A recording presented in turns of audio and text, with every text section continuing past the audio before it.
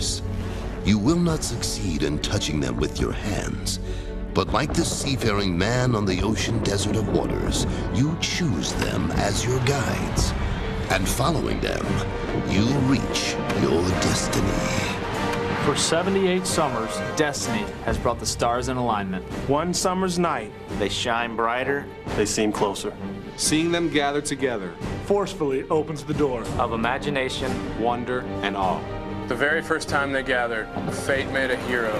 On the heels of leaving the game forever, Once again, stand tall. more than 20 years later, staying the man. Led a courageous comeback charge. And there it goes. A home run over the right field screen. and sometimes stars collide. But when they're at their best, the stars are truly remarkable to watch. Tonight, it is that greatness. That belief That when the finest take the field, Anything anything can happen. That's why we watch each summer with wide eyes, knowing that our heroes are out there. And if we reach far enough, if we believe, we may just be able to touch our dreams and touch a star. Tonight, the world's greatest have gathered. To take our part. our part in America's In America's grand game.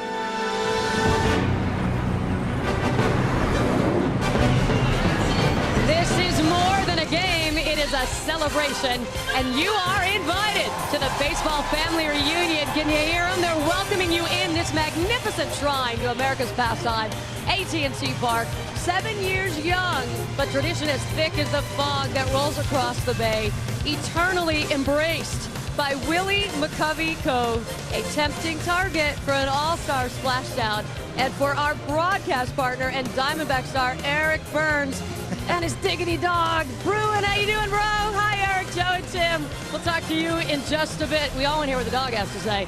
And this, of course, the house that Barry built. His home team, his home park. Who are we kidding? This is his world right now, guys. Well, for the National League, we've got two of the top home run hitters in Major League Baseball. Barry Bonds and his 751 career home runs, just a handful away from breaking the all-time record in the outfield. And then Ken Griffey Jr. having an outstanding first half, 586 home runs, tied for 6th all-time with Frank Robinson. That's why it's exciting for me to start with the National League. Well, and right now in the American League, we get to see the best offensive player in the game in Alex Rodriguez. 30 home runs already for the New York Yankee third baseman. And then he's got his counterpart, Vladimir Guerrero. Big Daddy Vladdy won the home run derby the other day. I'll tell you what, there isn't a pitch that he doesn't like. Yeah, see ball, hit ball. It is the 78th Midsummer Classic from AT&T Park. We are so proud to bring it to you. Along with Kevin Kennedy, Eric Karros, I am Jeannie Zelasco. Let's get the rivalry back. You're leaning to the National League, yes, sir? I grew up a National League guy. There you go, guy. I'm going to pick the National League for the first time. They haven't won in 9 tries. Exclude that tie in Milwaukee a few years ago. Please do. I'm picking the National League not because of Bonds and Griffey as much as a young infield that they have. New guys, second-year players, Wright and Reyes on the left side, Utley at second base, Prince Fielder knocking out Albert, getting the leading vote in the National League at first, 29 home runs, and then Russ Martin, the exciting Dodger behind the plate. Well, Kevin likes the youth. I like the experience of the American League. We already talked about A-Rod. We've got Jeter there. We've got Ortiz. Big postseason hits. That's who I like, the experience in the American League. All right, well, as a final reward for their work last fall, Tony La Russa, Jimmy Leland will manage their collection of all-stars tonight. And as a special treat for us, we had cameras in the clubhouse. These guys know what tonight is all about.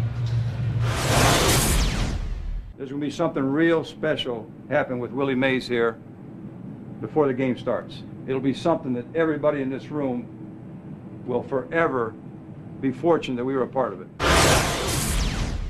The game is booming. It really is booming, fellas, and that's a credit to all of you.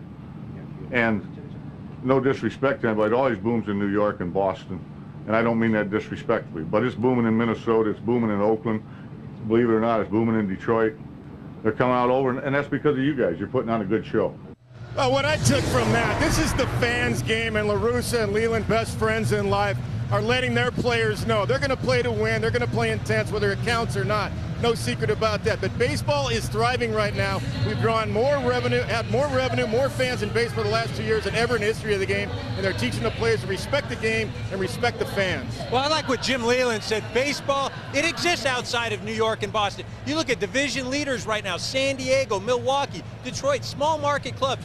baseball is booming all over the country. And you have to love the irony, because the site of the All-Star Game announced years in advance. Who could have predicted that the 2007 game would arrive at the exact time? Barry Bonds is on the brink of history, whether you like it or whether you don't, guys.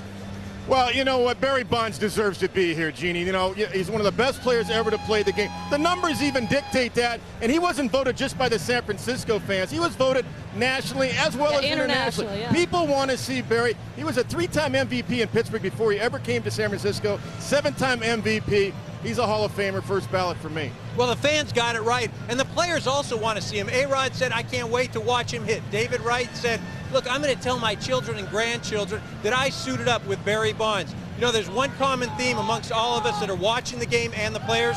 We're all fans. You know, he may not be the best ball player in the house tonight. You said that most of these players are fans first, with a lot of respect for the history of the game. When we asked Derek Jeter and Ken Griffey Jr. to join our team at Fox, they jumped at the chance for a moment of greatness. Jeter, Jr., and the Say Hey Kid, an exclusive conversation. An artist's brush paints a vivid stroke. Through just his canvas and imagination, he can capture a moment.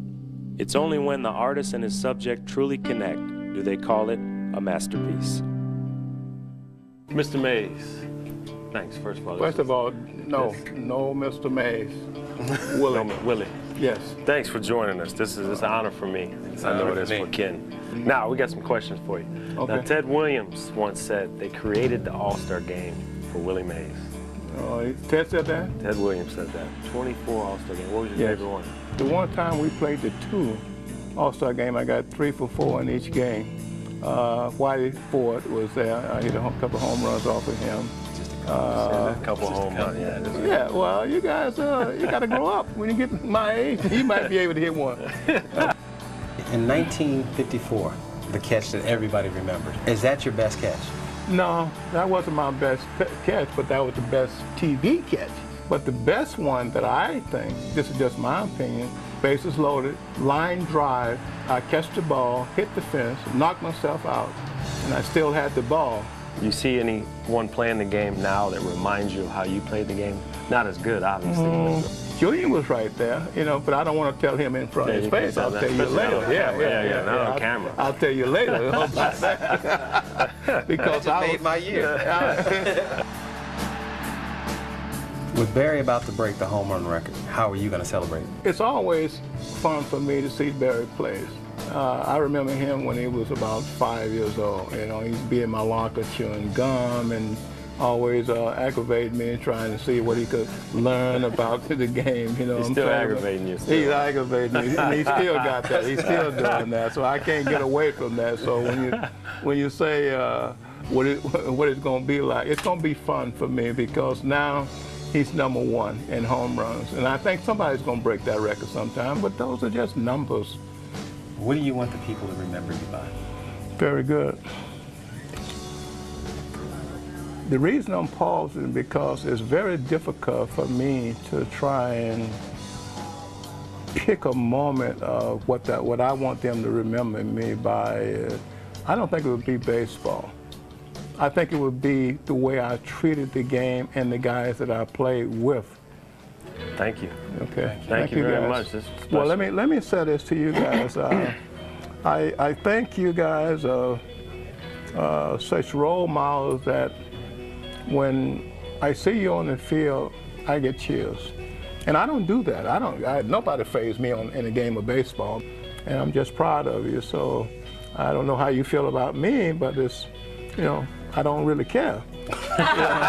So I'm just telling you about what I do for you guys. You know, I enjoy you guys, you know, and hope you can continue on doing what you do and love what you're doing. You know. Thank you. Thank you, guys. Thank you very much. Okay, my pleasure. Okay.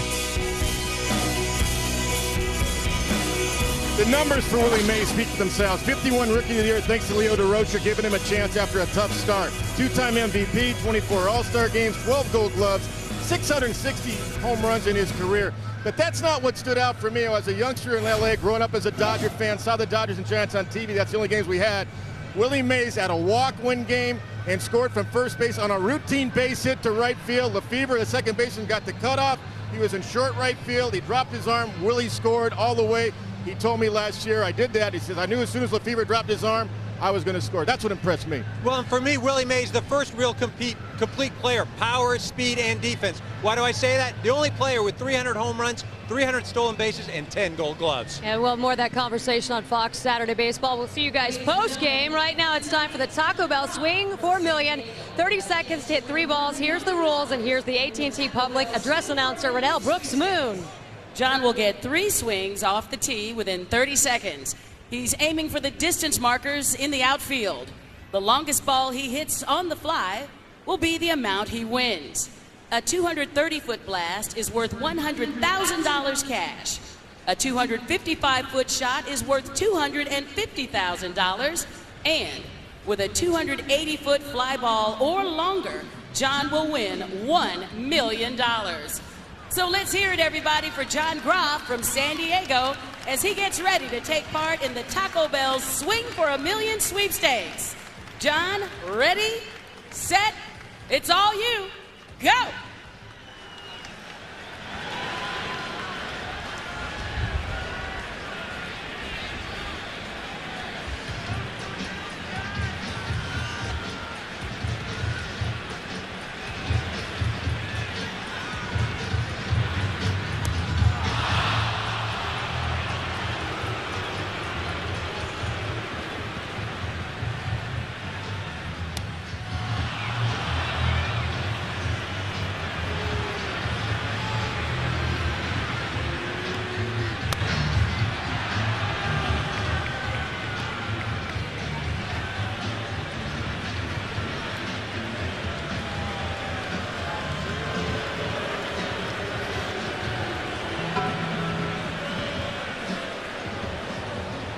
Still ahead, Joe Buck. We'll have the all-star starting lineups. Can't wait for that. And, of course, the on-field tribute for Willie Mays, the Say Hey Kid. Well, you fans have spoken. The All-Stars are on the field. But Homer Simpson has a few ideas, and before his movie is released on the 27th of July, he would like to share those with you. Take it away, Homer. Thanks, Alasko. I'd like to pay tribute to you as a former cheerleading captain and NASCAR placing. Baseball, the only thing older than Mr. Burns. And now here they are, a group of men linked by a magical bond, a fear of groin injuries. First off, David Ortiz, CC Sabathia, and Prince Fielder. Now those are athletes' bodies, right, Maggie? Maglio Ordonez. He has great hair. He looks like Sideshow Bob. Chase Utley. Chase Utley? Why would I want to do that? Barry Bonds. You know, a smile wouldn't hurt Barry. And you have A-Rod, Cheater, Burgers. All the biggest names.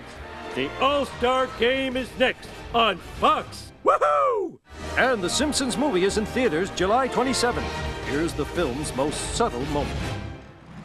Go! Go! Go! Go! Go! Go! Go!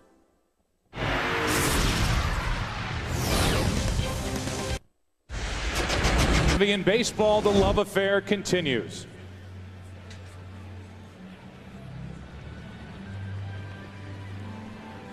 And now let's meet the American League All-Star team. First, the coaches.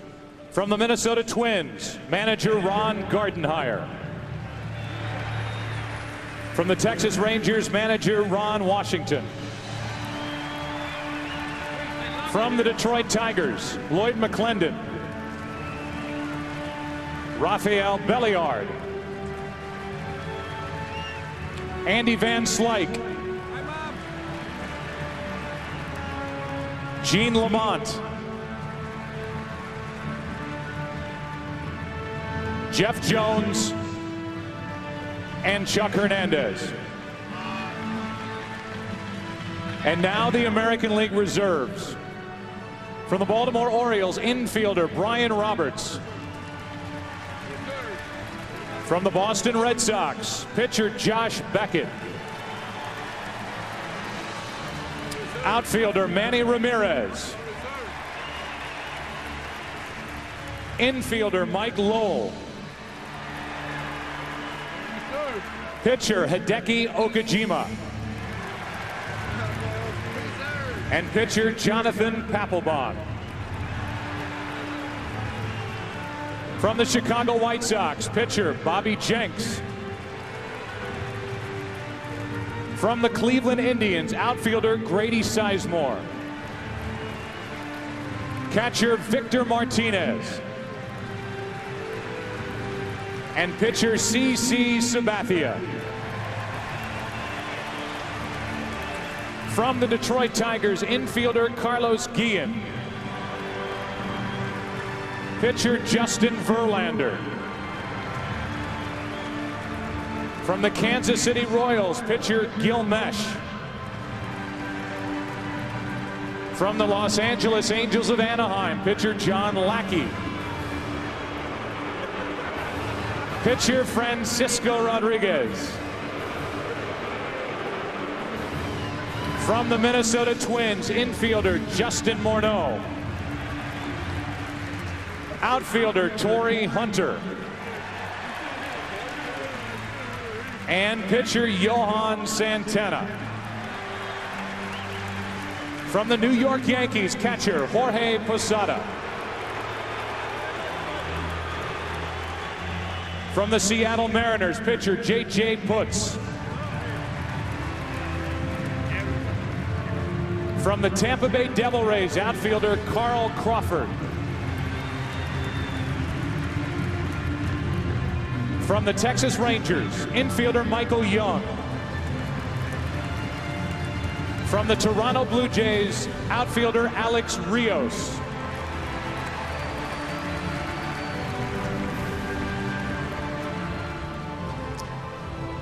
And now the National League All-Star Reserves.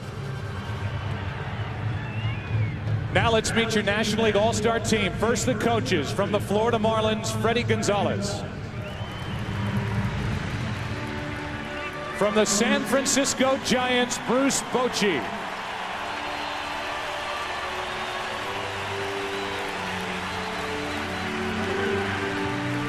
From the St. Louis Cardinals, Joe Patini. Pitching coach, Dave Duncan. Marty Mason. And Dave McKay. Out in the bullpen, Jeff Murphy.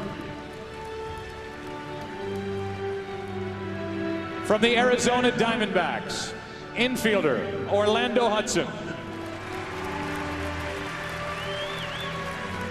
Pitcher Brandon Webb. Pitcher Jose Valverde. From the Atlanta Braves, catcher Brian McCann. From the Chicago Cubs, outfielder Alfonso Soriano. Infielder Derek Lee. From the Colorado Rockies, outfielder Matt Holliday. And pitcher Brian Fuentes. From the Florida Marlins, infielder Miguel Cabrera. From the Houston Astros, pitcher Roy Oswalt. Outfielder Carlos Lee. From the Los Angeles Dodgers, pitcher Brad Penny.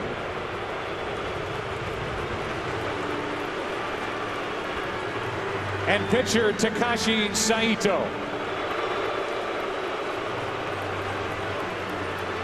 From the Milwaukee Brewers, shortstop J.J. Hardy. Pitcher Ben Sheets. Pitcher Francisco Cordero. From the New York Mets, pitcher Billy Wagner. From the Philadelphia Phillies, outfielder Aaron Rowan. And pitcher Cole Hamels. From the Pittsburgh Pirates, infielder Freddie Sanchez. From the St. Louis Cardinals, infielder Albert Pujols. From the San Diego Padres, pitcher Chris Young. And pitcher Trevor Hoffman. From the Washington Nationals, infielder Dimitri Young.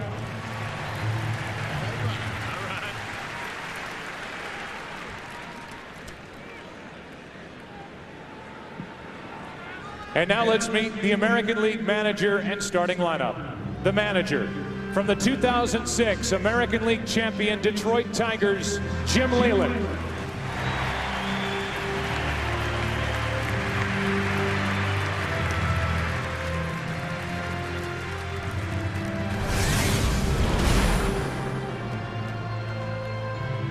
Batting first and playing center field from the Seattle Mariners, Ichiro Suzuki.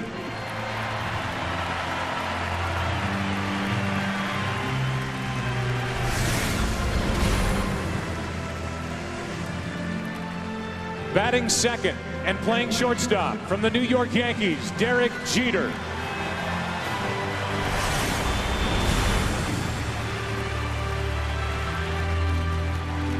Batting third and playing first base from the Boston Red Sox, David Ortiz.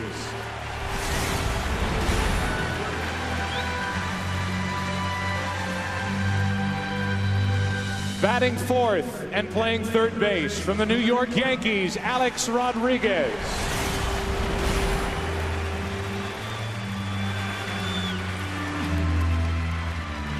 Batting fifth and playing right field from the Los Angeles Angels of Anaheim, Vladimir Guerrero.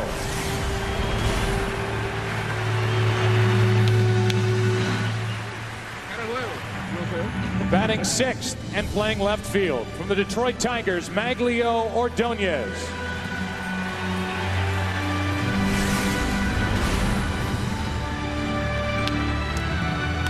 Batting seventh and playing catcher from the Detroit Tigers, Ivan Rodriguez.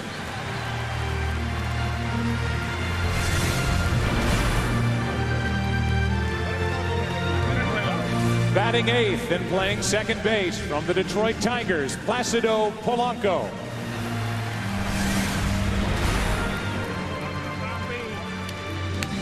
And warming up in the bullpen, batting ninth and pitching from the Oakland Athletics, Dan Herron.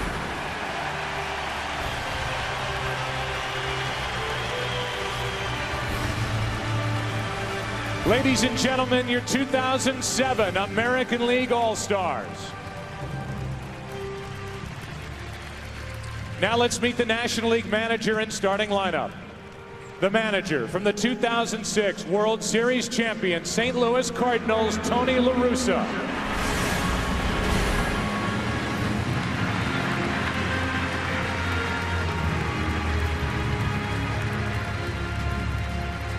Leading off and playing shortstop from the New York Mets, Jose Reyes.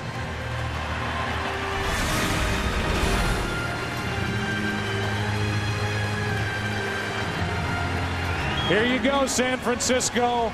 Batting second and playing left field from the San Francisco Giants, Barry Bonds.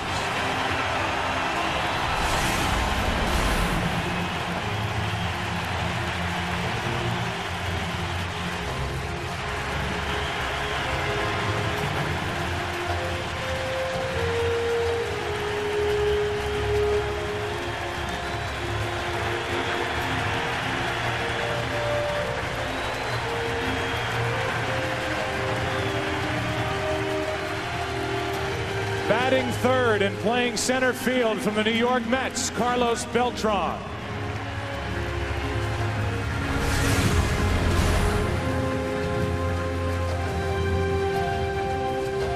Batting fourth and playing right field from the Cincinnati Reds, Ken Griffey Jr.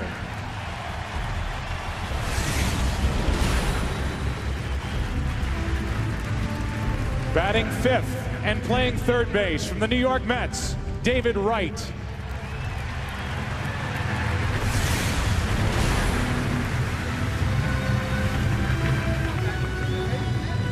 Batting sixth and playing first base from the Milwaukee Brewers, Prince Fielder.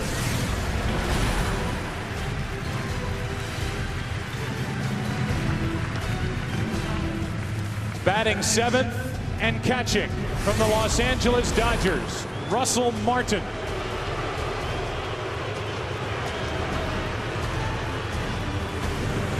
Batting eighth and playing second base from the Philadelphia Phillies, Chase Utley.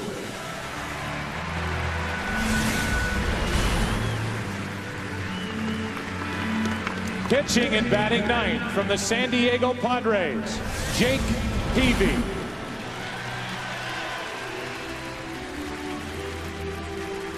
Ladies and gentlemen, your 2007 National League All-Stars.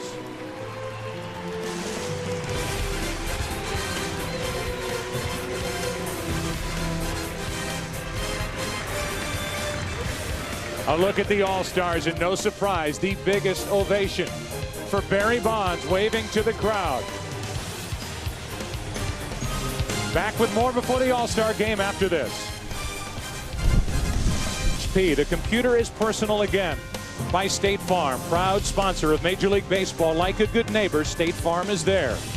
And by Chevy, an American Revolution.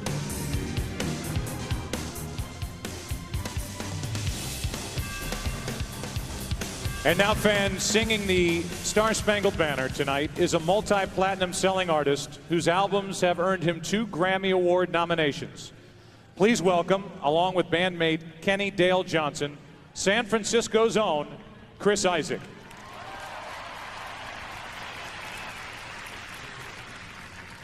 And you see by the dawn's early light what so proudly we hailed at the twilight's last gleaming, whose broad stripes and bright stars through the perilous night o'er the ramparts we watched were so gallantly streaming, and the rocket's red glare, the bombs bursting in air, gave proof through the fight that our flag was still there. Oh, say does that star-spangled banner yet wave for the land of the free and the home of the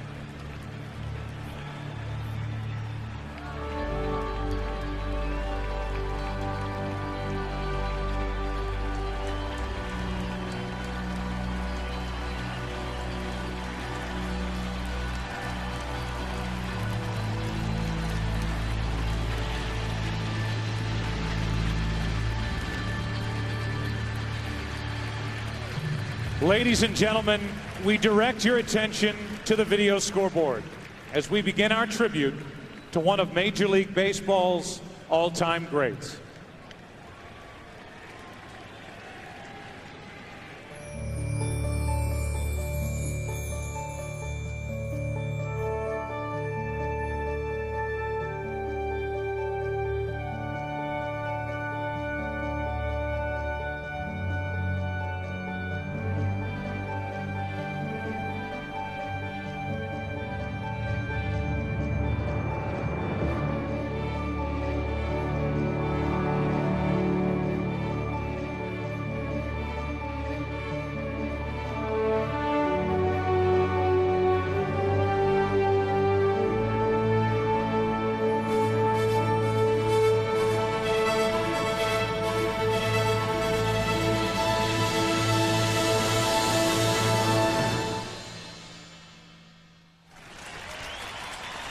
Ted Williams once said, the All-Star game was invented for Willie Mays.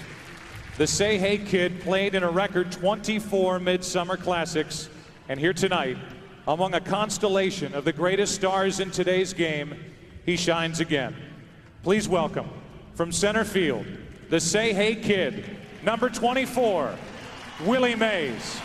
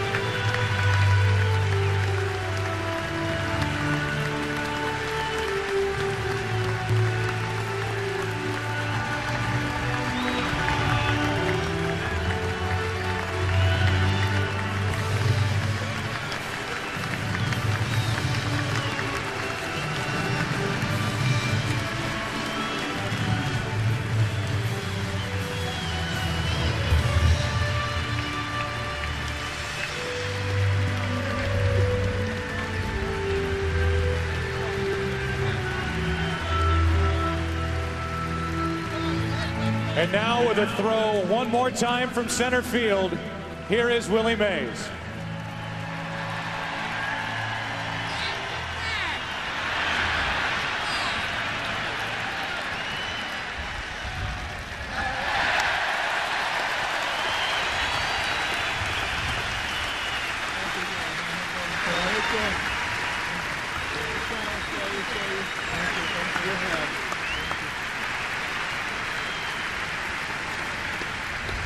Television time, but we can do it.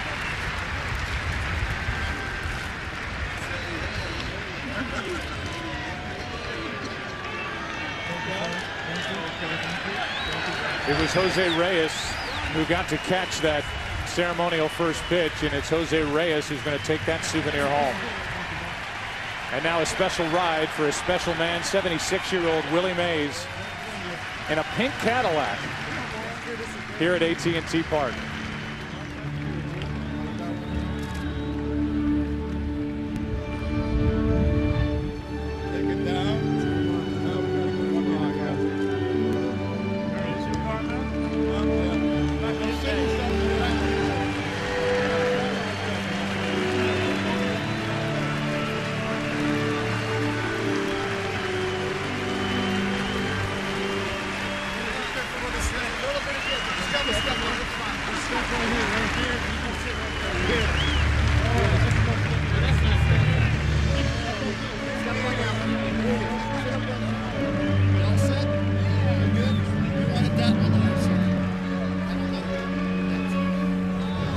Man with the most hits in the history of the All-Star game, most stolen bases, most runs scored, a career .307 hitter in Midsummer Classics, and a man who, when he was an All-Star, wanted to play a full 9 innings.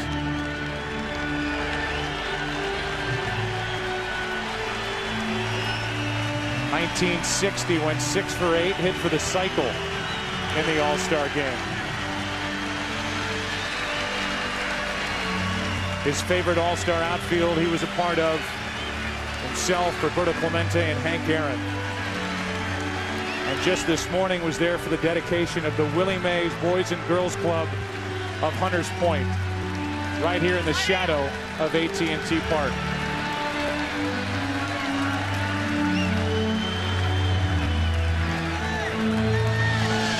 So charismatic, played with such joy. People just love to watch him play.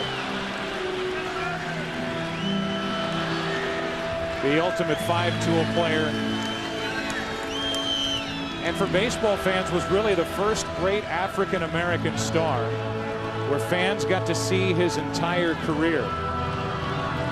Came up at the age of 20 in 1951. Jackie Robinson had predated him by 4 years in 1947, but fans Saw Jackie for the first time with the Dodgers at the age of 28 because of segregation, because of the war. But baseball fans got to see the entire great career of a great man, one of, if not the greatest player ever. Willie Mays, the Say Hey Kid. More from AT&T Park in San Francisco on the other side of the break. This put the AL ahead for good with a clutch triple in the top of the ninth.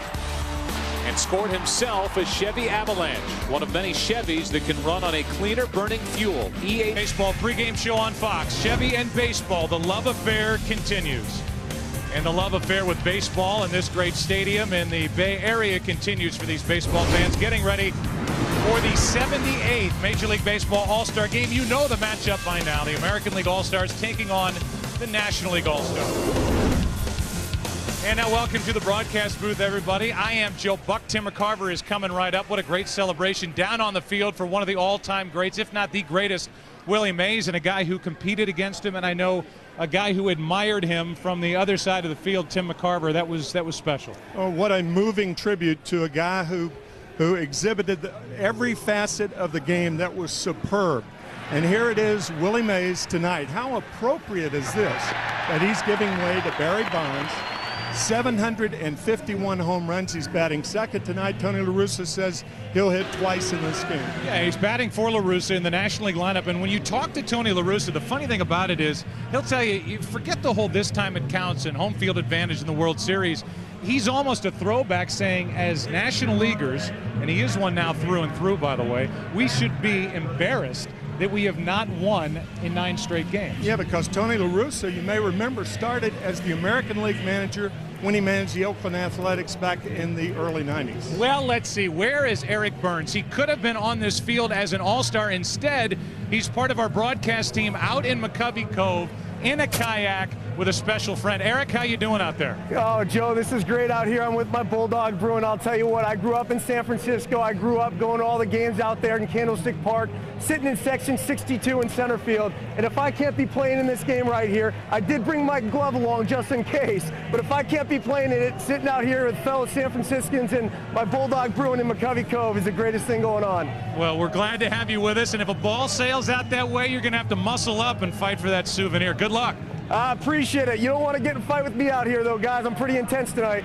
We look back at the history of baseball in the Bay Area, and we look back at the San Francisco Seals of the old Pacific Coast League. And who played on that team? The great Joe DiMaggio. Or you could look at the New York Giants moving to San Francisco in 1958, home to some of the greatest names in the history of the game. Willie Mays, Willie McCovey, and that high leg kick and delivery of Juan Marichal.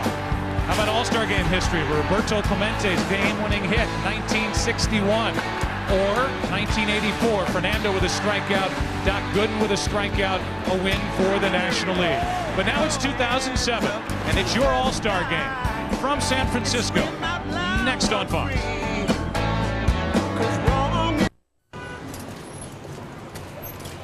All-Star Game on Fox, sponsored by Bank of America, the official bank of Major League Baseball, by AT&T, the leader in wireless, by Blockbuster Total Access, now offering movies through the mail plus movies through the store, and by MasterCard. Want to spend a week with your MLB team? Use your MasterCard. Shot of this little gem here in San Francisco. You can't find a prettier setting for baseball, and the worse your seat is, the better your view is here in this park. And once again, tonight's starting lineups, they're brought to you by Taco Bell. Think outside the bun. And they're brought to you by a couple of shortstops. First, a guy who later this month is headed into Cooperstown, and he'll be followed up reading the National League lineup by a guy who's already there.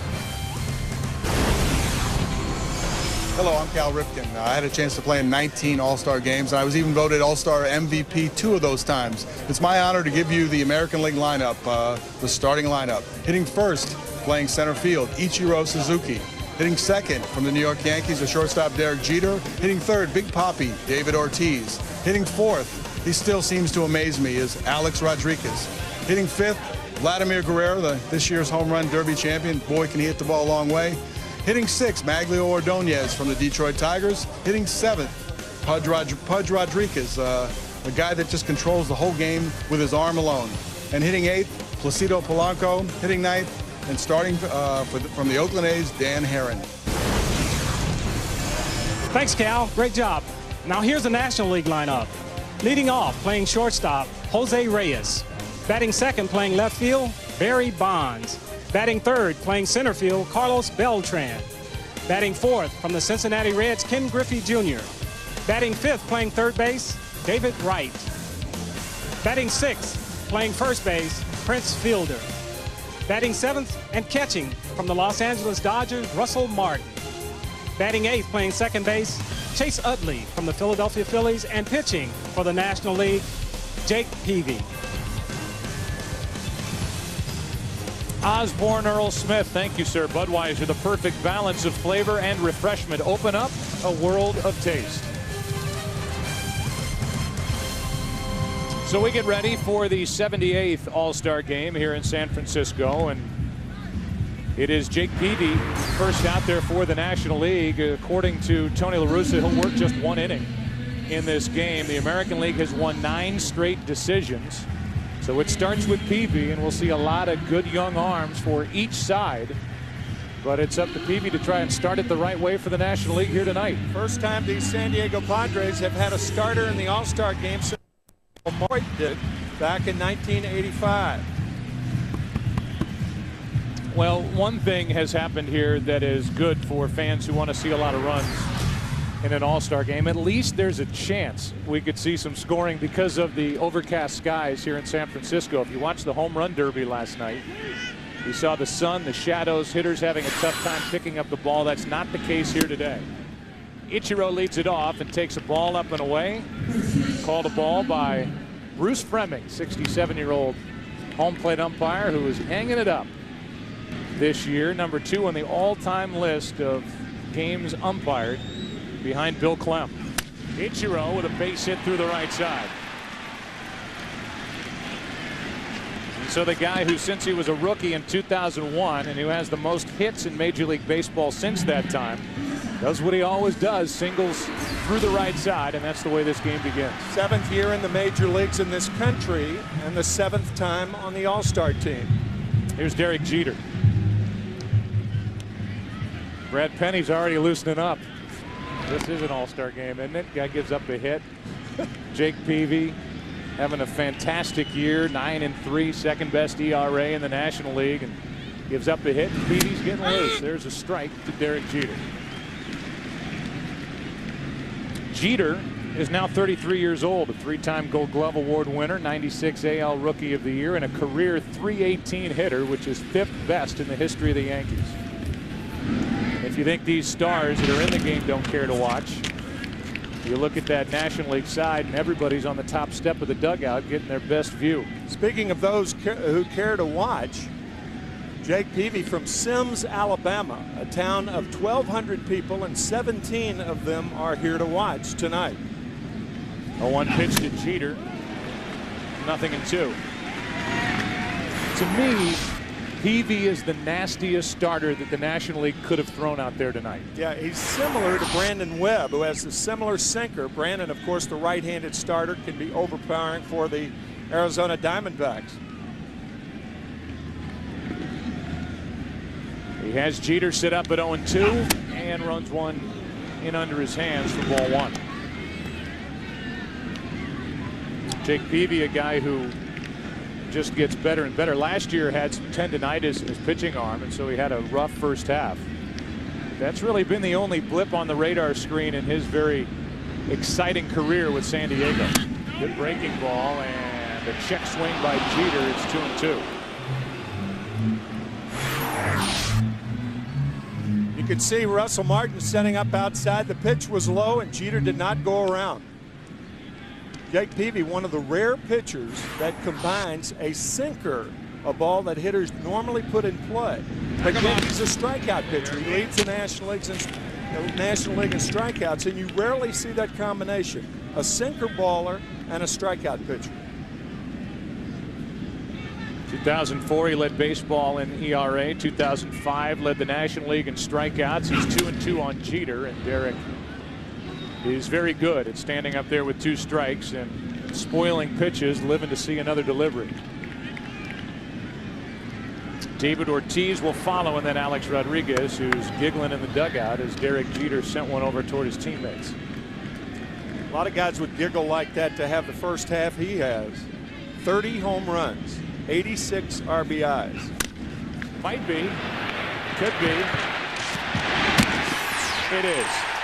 6-4-3 and a double play to start this night behind Jake Peavy. A base hit and this double play. So that's another reason Jake Peavy once again is such a terrific pitcher. He's a strikeout pitcher who can get the double play ball, and 2 outs as Jeter grounds into a double play after the Suzuki single. And now a guy digging in, Tim, who I know is one of your favorites. Oh yeah. He is about as clutch as any hitter in the game, and in his time with the Red Sox has come up with more big hits than anybody in baseball.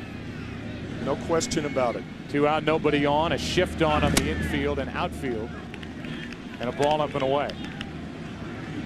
He is still struggling with a sore right quad. It's something that's been bothering him all year, and as he describes it, he sits down, he sits on those quads to hit and generate power, and it's one reason why his power is down. The other reason why is Manny Ramirez is not having his typical season hitting behind him. But he was voted in as the starting first baseman, typically the DH. The guy who plays first for the Red Sox, Euclid, could very well be here for the kind of season he's had. Absolutely tied up as Ortiz 1-2. After 2 fastballs away, the slider inside. Ortiz didn't want to go, but did. But showing the effects of that sore quad. A lot of people say, well, it's the lower part of the body. How can it affect his swing? It does. 1-2 pitch. High and tight from Peavy, who thought he was finished with his night's work. But old Brucey behind home plate, who will retire back to life in Wisconsin. And his wife Rose of 47 years said no, it's ball 2. 2-2. Base is empty, 2 down here in the top of the first. And he says that's ball 3, full count. 95 miles per hour from Peavy.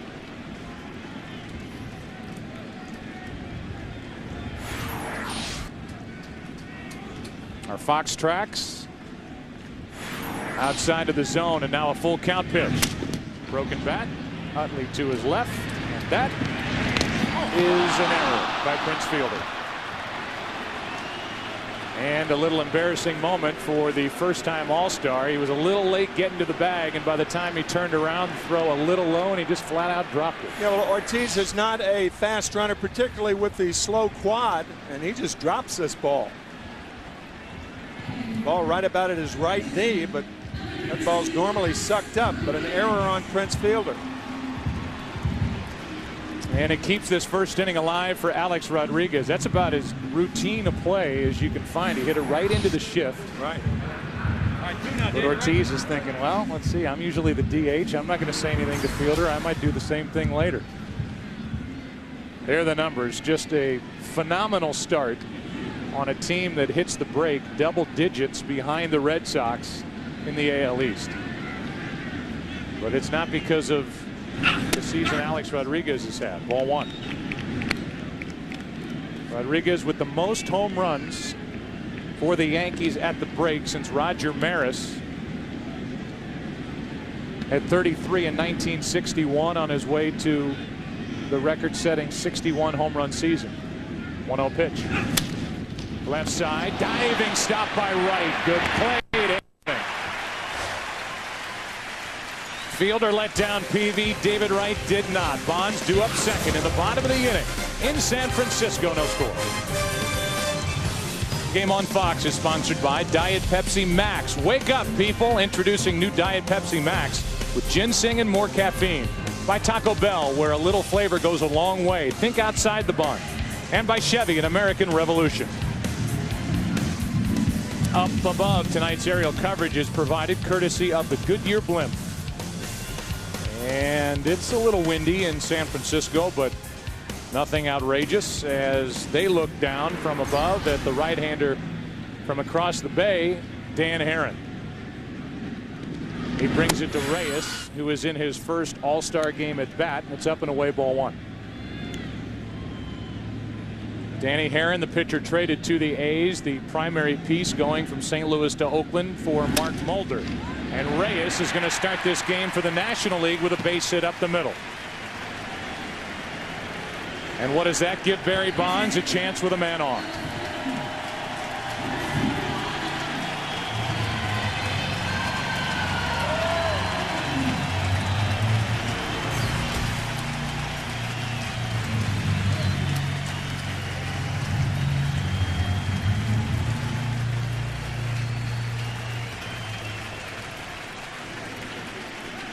Four home runs away from tying Hank Aaron. 5 away from a new record. 751 home runs. Ball 1. The fans voted him in, Tim, and primarily out here in the Bay Area, but fans on the internet, fans in other cities. The people want to see him play. No question about it.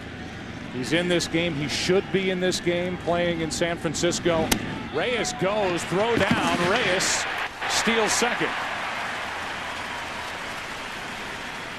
La Russa telling us before the game that he has given Jose Reyes the green light, and he's running with Bonds up. And even though he made it, I am surprised. I know what you're inferring, that how can you run with that big hole on the right side?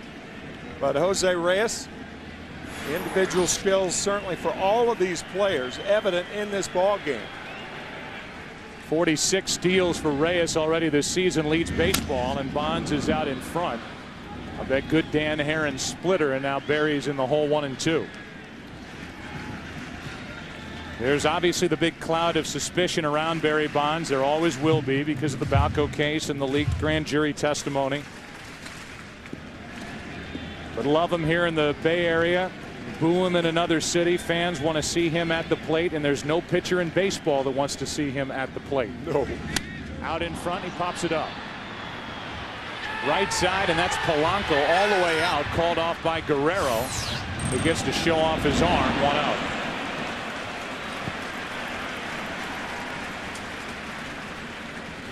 Well, the right guy fielded the ball.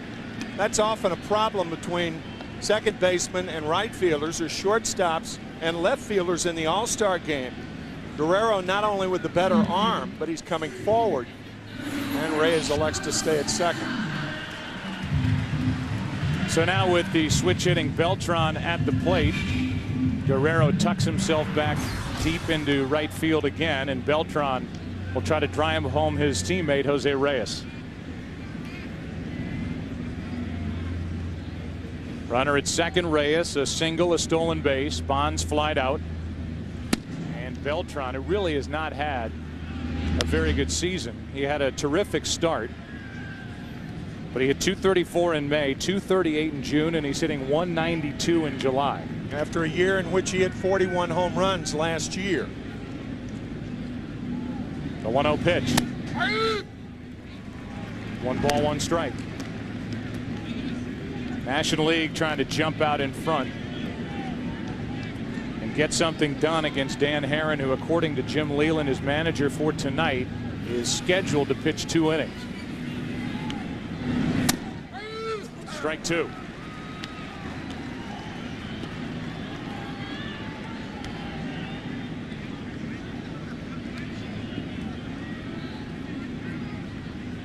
One ball, 2 strikes. Runner at second, 1 out.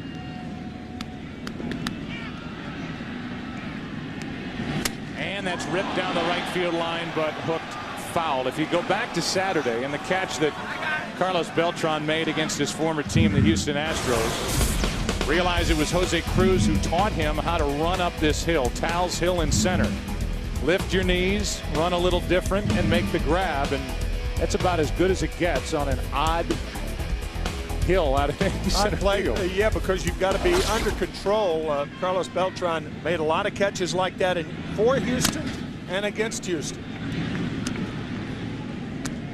It was robbing Luke Scott on Saturday, and it's Beltran, part of the Mets, that they're coming off a road trip where they started great against Philadelphia. They stumbled at the end of the trip, including losing the series in Houston, and their lead is now only 2 games over the Atlanta Braves in the NL East. Phillies 4.5 back in third place, and the Florida Marlins only 7 back. A lot of people thinking that the Mets would pull away in that division. Not so far. So Ben Sheets getting loose. Penny has already warmed up a bit, but now it's Sheets. Beltran strikes out, 2 away.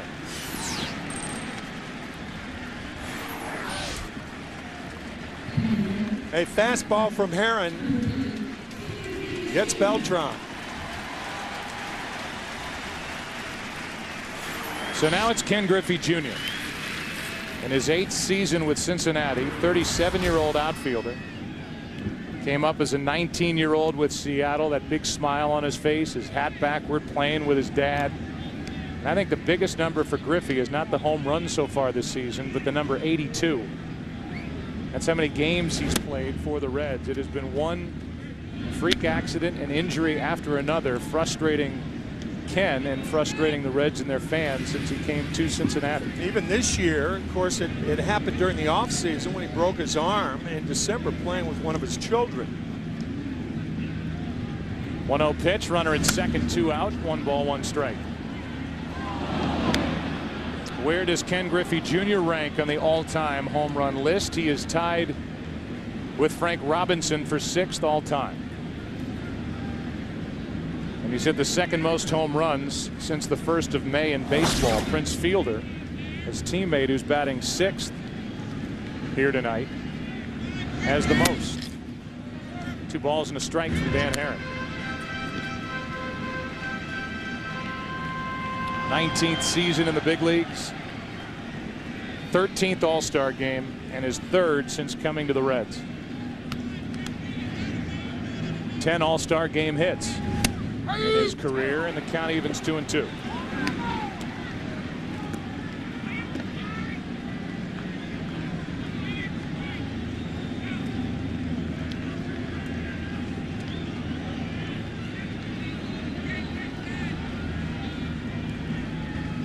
Griffey up the middle. That is a base hit, and the National League will take the lead. Ken Griffey Jr. delivers as Reyes scores 1-0 NL.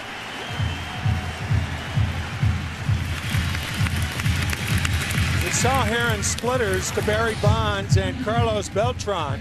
This one hangs up in the strike zone right about bell tie. And the diving Jeter can't get to it, and the National League on top here in the 1st inning.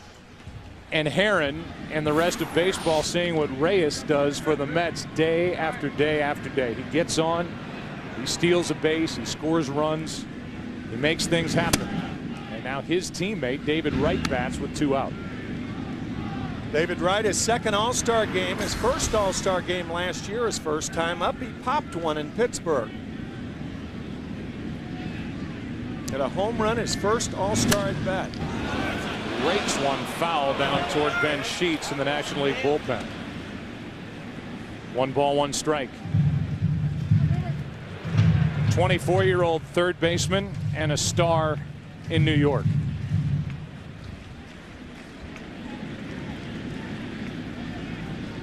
He's covering 3rd base, and the man to his left is Reyes at short. A good combination for the Mets. 2-1 from Herron. Rather long 1st inning for Dan Herron, who had won 10 consecutive games before losing his last time out on Friday. Trailing here in the 1st inning, and the 2-1 to David Wright should end it. Jeter to Polanco. We go to the 2nd inning in San Francisco. The National League is on top.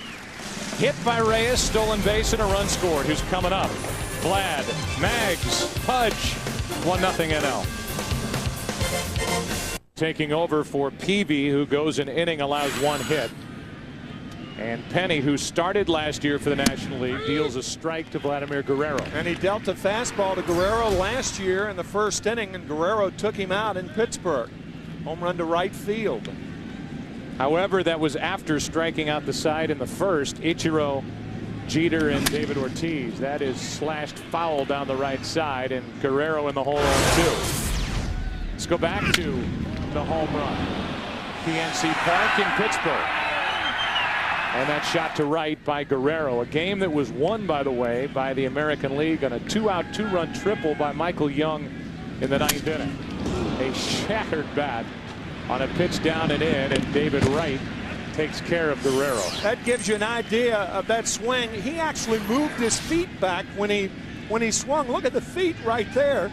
The back leg moves back. The bat shatters. We've kidded a lot, and everybody in baseball knows it's from his nose to his toes.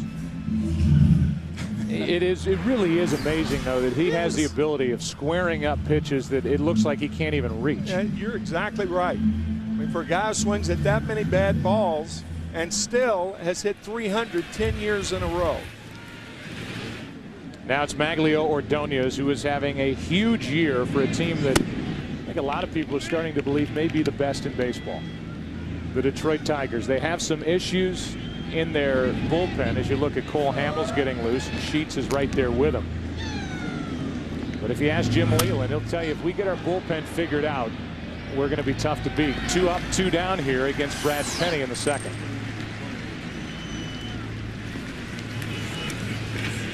And so Ordonez, who is playing healthy, had an aggressive rehabilitation and procedure done to his knee after suffering that injury at the end of his time with the White Sox. The Tigers were the only team that were interested in paying him money in a big contract, and they have been rewarded by Ordonez, and he's just been getting better and better. So now 2 out, nobody on, and Ivan Rodriguez steps in. Ball 1 down and in. There's Beckett.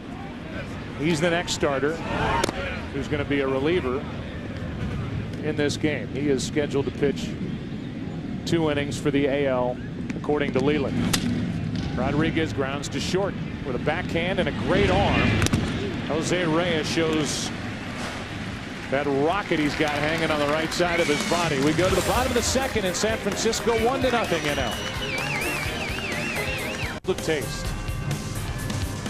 Bank of America, the official bank of baseball, is proud to donate $10,000 to the Little League Urban Initiative for each extra base hit during tonight's game, helping to ensure that the proud tradition of Little League baseball continues to thrive in America's inner cities.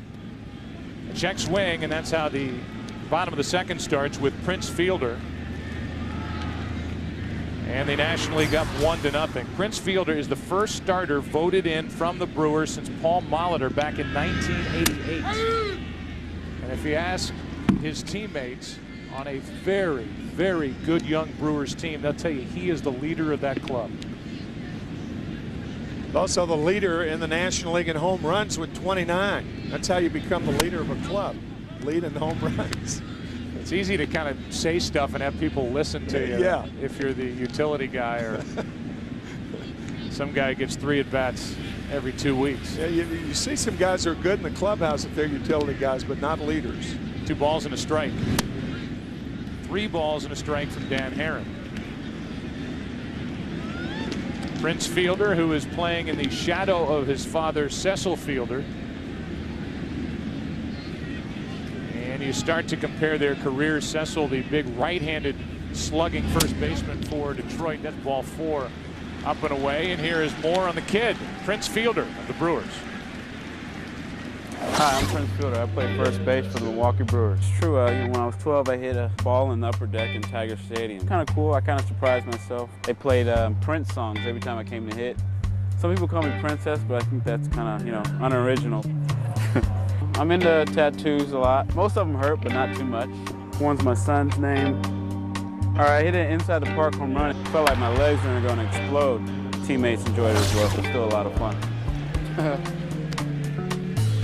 And that is it. I mean, here's a guy with an inside the park home run. I don't care where you hit it or what ballpark, you have to be able to run a little bit to get around the bases. That's exactly right. So you see the size, and it was his size as a young kid that scared some big league franchises away from him. Realize that he is a terrific athlete, and I think a more complete hitter than his dad, Cecil, who was more power. 0-2 is the count on Russell Martin, the young catcher for the Dodgers and the starter here for the National League. Good scoop by Rodriguez. Dads help in different ways. We talked about Prince Fielder and his father, Cecil. Russell Martin's father was a busker. I have never heard that word before reading Michael Farber's column in Sports Illustrated, actually a feature on Russell Martin, B-U-S-K-E-R. It's a person who plays music on the streets for money. And that's exactly what Russell's dad did, a huge jazz enthusiast. And he would come home, leave in the morning in Montreal, go down on the street, play music for money, and then come home and play with his son, teach him the game of baseball, and go back in the evening. So dads help in different ways. And for Russell, who was brought into the Dodger organization as a third baseman, he brings a lot of tools. He is the top running catcher. He leads all other catchers in stolen bases as he lines out to third. And the big end of the bat ends up behind Alex Rodriguez on this line drive out number 1. Saw Vlad Guerrero break a bat. Now it's Russell Martin's turn. Easy play for Rodriguez. You know, these guys come and go in these games. As you look at the play by Rodriguez. And for Martin, I started to get into it. Russell is a guy who's number 1 in the National League among catchers in average, RBIs, hits, runs, and stolen bases. He has 16. 16 stolen bases at the All-Star break for a catcher. Gotta love it. So says Tim McCarver. What was your high? 13.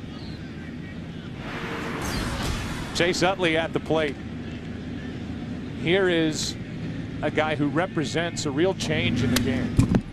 Second base has become more of a power position. I think of Jeff Kent, who played here in San Francisco and now plays for the Dodgers. But my gosh, Utley last year hit 32 home runs, most ever by a Philly second baseman. And he's a good defensive player, not great, but he is a big-time run producer. And that really has changed him for catchers as well. A lot of the all-field no-hit catchers are starting to disappear. Utley was fooled on that pitch down and in. Ichiro to his left hauls it in, 2 out. And Prince Fielder back to first with a pinch hitter Cabrera coming up. So Miguel Cabrera is the pinch hitter. We knew coming in that this is the only way Cabrera would appear in this game. He jammed his left shoulder this past week playing for the Marlins, and he is here to hit, and he bats with 1 on, 2 out here in the second.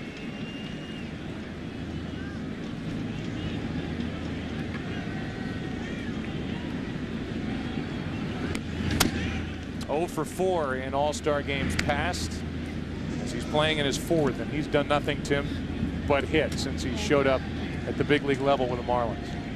Last year of his contract with Florida, and he will be commanding big money next year. That is on the inside corner, 1-1. Cabrera and Pujols, the only 2 players to have 25 or more home runs, 100 or more runs scored, 110 or more RBIs in each of the last 3 years.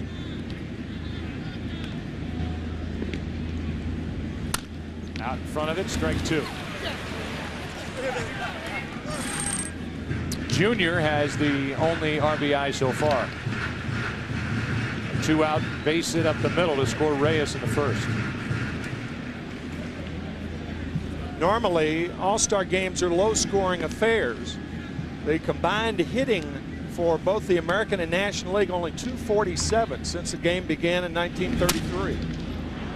Cabrera fouls it out of play off to the right. So normally, pitching dominates All-Star games.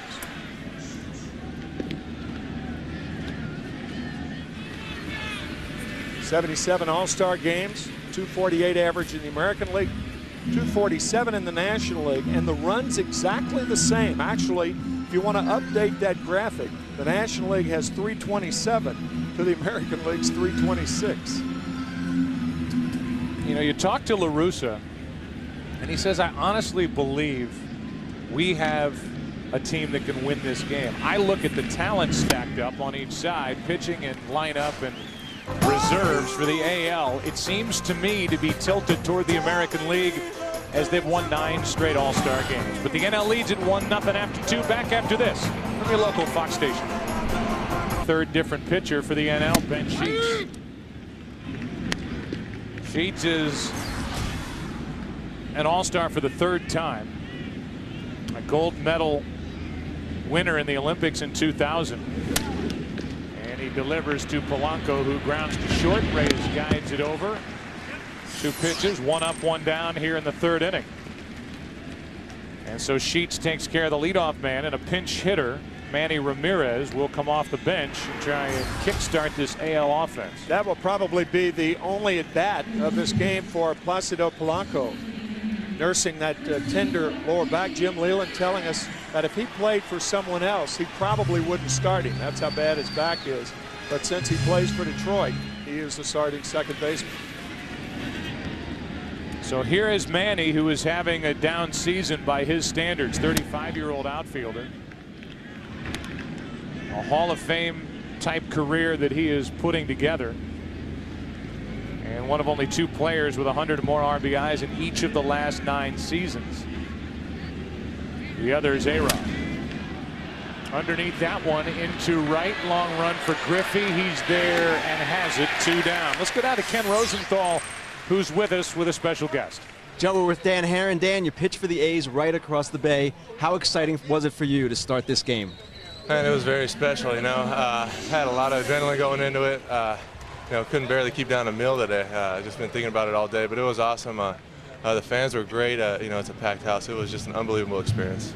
Dan, thanks very much. Joe, back to you. All right, Kenny, thank you. And, you know, Dan Herron is one representative, Tim, of a long list of good young pitchers that we have in this game today, and they're going to be on display all night here. And I think it really speaks well for Major League Baseball that a lot of these young guys, this is not an all-star game dominated by the older set on the mound. As an example, 18 of the 24 pitchers involved on both rosters are under 30 years old. 75% of the pitchers on the All-Star game, at the All-Star game, under 30 years old. There's Bobby Jenks, the closer for the White Sox, as Ichiro, who has a base hit, is up on the count 2-1.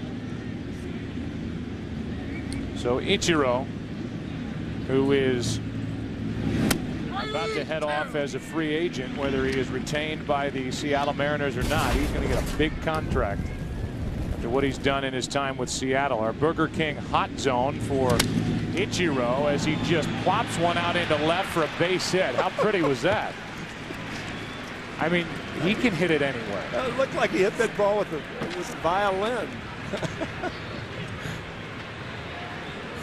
There aren't too many balls that are hit like this. You could see that hot zone, our Burger King hot zone, and believe me, this guy, you can't pitch him anywhere and feel comfortable.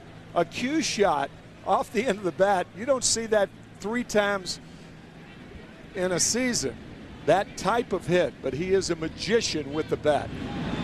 You look at the free agents that are out there for center fielders. We talked about this the other day on a Saturday in San Diego.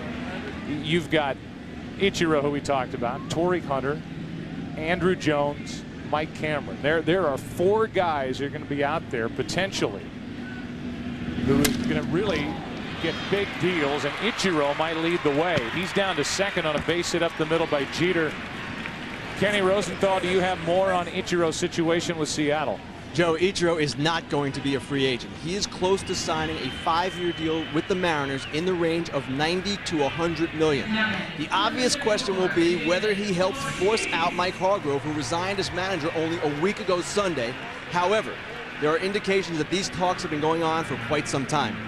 Well, Kenny, I'll say this about Mike Hargrove. I think the proof that he had lost his passion for managing and he hung it up in the first half of this season as Ortiz chops it foul is here are the Mariners, who are right in the race in the American League West. They're only 2.5 out behind the Angels. They're in an 8-game winning streak. They've got a dominating, tremendous closer in Puts. They have so many weapons, and yet Hargrove said he had had enough, so he walks away. Yeah, if you say you've had enough under those circumstances, then you've had enough. I mean, the day he retired, his team won their 8th in a row. That was last Sunday. Actually, 10 days ago. Now Lou Pinella's buddy John McLaren is the manager in Seattle. and a guy who is definitely worthy of that spot, and he is now in charge of a team that we showed you is only 2.5 out in the AL West. Meanwhile, the AL is putting together a rally here with 2-out singles by Ichiro and Jeter, and it's up to David Ortiz to deliver. And that's a line drive into right at Griffey. Inning is over. Ortiz hit it hard, but right at Junior. Barry Bonds coming up in the bottom of the third. Going there. National League on top 1-0. Takes over at second base. Placido Polanco's been bothered by a bad back, so he gets one at bat. He is finished, and the new pitcher for the American League is Josh Beckett, who is tied with Sabathia with his 12 wins, has had a fantastic first half, and the man who told Beckett he would go second in this All-Star game is Jim Leland, his manager for the day, as Reyes fouls it back and out of play. Jim, you go to Beckett now, and you told us your rotation before tonight's game. I mean, obviously you're going to be stacked anytime with an all-star pitching staff, but Tim and I were just talking about how many good young pitchers there are in this game today, and you can run quite a handful out there. You got a good staff down there. No, there's no question about it, and they're young, Joe. I think that's a tribute to the college programs now. They're just, you know, and even the high school problem. Josh is a Texas kid, high school pitcher, was taken actually. That's a fair ball as it has spin on it, and it goes for a double. It gets past Alex Rodriguez. Beckett over to cover third, and we've seen Vlad do that. We've seen Ichiro do that. And now we see Reyes, who squirts one down the third base line. Yeah, well, that was kind of a freak one there, obviously. So hopefully we can get out of this. I don't know if he'll run with Bonds, you know, at second base. I don't know if he'll steal third base with a left-hand hitter up there. I'm a little worried, though, because Alex is playing over a little bit. He might be able to get it, so we got to watch out for it. This guy's a real exciting player. Hey, let's talk about a couple things here as Bonds stands in, Jim Leyland. First of all, we keep hearing this time it counts. In this situation, in Bonds' heyday, and maybe even here in 2007, how anxious would you be to pitch to Barry Bonds, or would you just put him on? Well, I'd pitch to him in this situation, I think, at this point in the game. But, you know, later on in the game, even in an all-star game, you might do something. But I'd pitch to him during the regular season at this point. Jim, you had a very special relationship with Barry Bonds when you managed him at Pittsburgh. Oh, there's no question about that. We know I managed him his first 6 years, obviously, and we're very close and have a great relationship, and I have the utmost respect for him. Bonds waits for a 1-0 from Beckett, who's in trouble after that cue shot foul ball, or rather base hit down the left field line. That foul ball off the bat of Bonds evens the count at 1 ball, 1 strike. What are your feelings on Barry Bonds as he is 4 home runs away from tying the great Hank Aaron for the all-time home run record, Jimmy? Well, I think it's great. You know, I'm into it. I'm excited about it, and you know it's going to happen. It's just a matter of when, and I'll obviously be one of the guys that's very happy for Barry.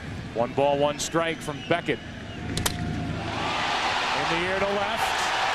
Ordonez on the track, 1 out. Fly ball off the bat of Bonds is going to get that reaction here in San Francisco. Anything in the air. But he comes up short. And a nice ovation for Barry as he heads back to the dugout. That guy that just caught the ball in left field for you, Jim Leyland, is Maglio Ordonez. What a first half he's putting together. Oh, he's been tremendous all year long. I think the big thing is he's taking base hits to the opposite field, things of that nature. So he's using the whole ballpark. And, you know, I think that's one of the things that's made him a better hitter this year without question. He hasn't hit with as much power, really, as maybe you would think, you know, for the RBIs that he has. But he's taken singles to the opposite field, doubles the opposite way, and I think that's made him a better hitter. Jim, isn't that normally the case? You rarely hear of a guy in a slump going the other way consistently. Well, I think, you know, a lot of the good RBI guys that I've watched over the years and managed against, and even before my time, a lot of them, none of them that I know of were afraid to take a base hit to the opposite field with a man on second, 2 outs.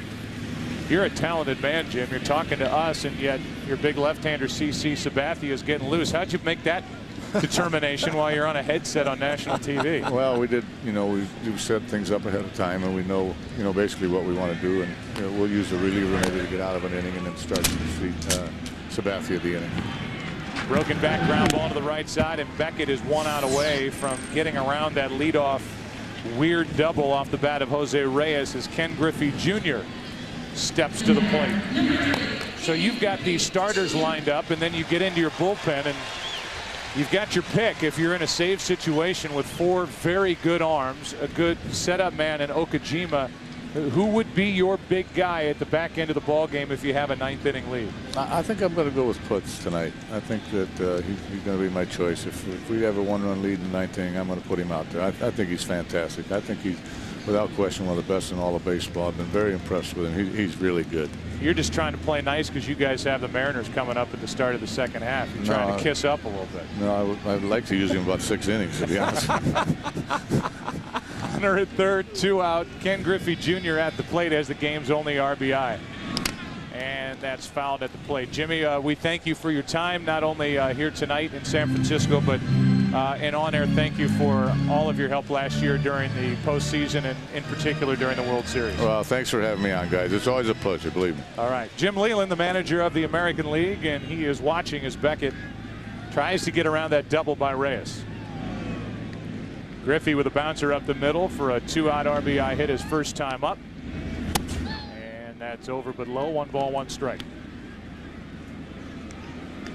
96 from Beckett. Beckett has been bothered by a situation on his pitching hand with an avulsion to his middle finger on his right hand, which is more or less a blister or weak skin, eczema. Uses something called Stan's rodeo ointment to try and toughen up the skin on that finger, because as silly as it may seem, if that skin breaks down, that is trouble for anybody trying to break off a good curveball or bring a ball to the plate as he ties up Griffey on a nasty pitch. Old Stan's made a lot of money off that ointment. Old Stan's rodeo ointment set up Beckett for that nasty pitch down and in. 2 at-bats for Bonds and a 1-0 National League lead after 3. Walking on the beach last night. Fox is sponsored by Chevy and American Revolution. Beautiful night. It's cool, breezy here in San Francisco.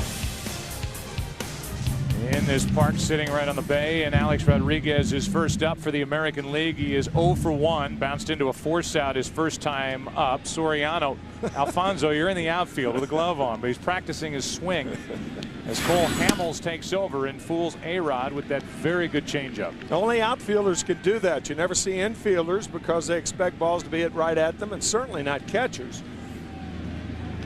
23-year-old Cole Hamels, who has had a sensational first half for the Phillies, who are right in the race in the NL East, within shouting distance of the New York Mets at 4.5 games out, and Hamels and his 10 wins a big reason why. Just 23 years old. Great stuff. Strike 2 on the inside corner. Alex Rodriguez with his 30 home runs, 86 RBIs, and in his All-Star game career, 6 out of 22 now with a home run. Left side base hit. And Rodriguez is on to start this 4th inning. Pepsi, the official soft drink of MLB, would like to congratulate Alex Rodriguez, the Pepsi clutch performer for the first half of the season. How about April 7th against the Orioles, a walk-off grand slam? Early, a lot of April magic. The 19th, the walk-off against the Indians. And then one at Fenway for good measure on June 3rd, 9th inning. Solo shot and a win for the Yankees. Learn more about the Pepsi Clutch Performer Award and sweepstakes as the runner goes. A-Rod's doing it all. Log on to PepsiClutch.com. Rodriguez has stolen 9 bases during the regular season, and he has one here in the All-Star game. Tell you, makes the team feel better with that stolen base. The New York Yankees, watching intently, a pulled hamstring on the left leg, and there's no hamstring problem with that stolen base. The week leading to the All-Star game, he had a collision with Justin Morneau of the Twins, and he pulled his left hamstring. There was some question as to whether he'd play in this game. And there's Rodriguez compared to Yankee greats and where they have been with their most home runs at the All-Star break. So he is healthy on a cool night, stealing a base. Here's Guerrero, and there's a ground ball to short. Reyes over to first, 1 away. Maglio Ordonez will be the hitter. Let's go down to Jose Mota. Jose. Thanks a lot, Joe. Well, Barry, talk about the environment and being surrounded by this in your home ballpark, and also Willie Mays and the reception here today. Oh, it was fabulous. This is great, man. This is a dream come true for me. You know, like I said, it's another chapter to my career. It's great to be able to play long enough to have an all-star game in my city, and to have the opportunity to walk with my godfather, you know, and Derek Jeter is phenomenal. I think the city here, San Francisco, hosted this all-star game right. They did a good job. And as you talk about your city, will it be more special? And at what point do you look into trying to break that home run record here at home? I was trying to do it off Beckett. Yeah, I hit that ball pretty good. I got it a little bit behind me and stuff, but I thought I still may have got it up a little bit here. But, you know, he made a good pitch. I was trying to get the runner over. You know, Reyes is such a fast runner. You know, my job as a second hitter, I'm thinking, you know, I got to get him over. And, you know, but I hit the ball pretty good, so I'm happy.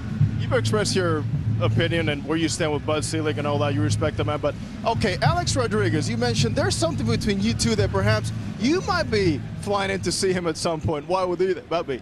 Because he's one of my closest friends, and that's what you're supposed to do.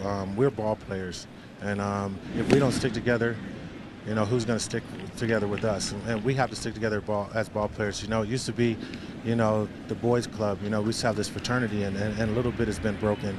And we as ball players need to get that fraternity back and stick together, because it is about us, and this is what we do, and it's about the fans too coming to the game. But, you know, that fraternity should last forever. Thank you so much. Best of luck to you. Go get him. Thank you. Here's a base hit into right by Ivan Rodriguez. Throw home by Griffey. What a pickup by Martin to get the out.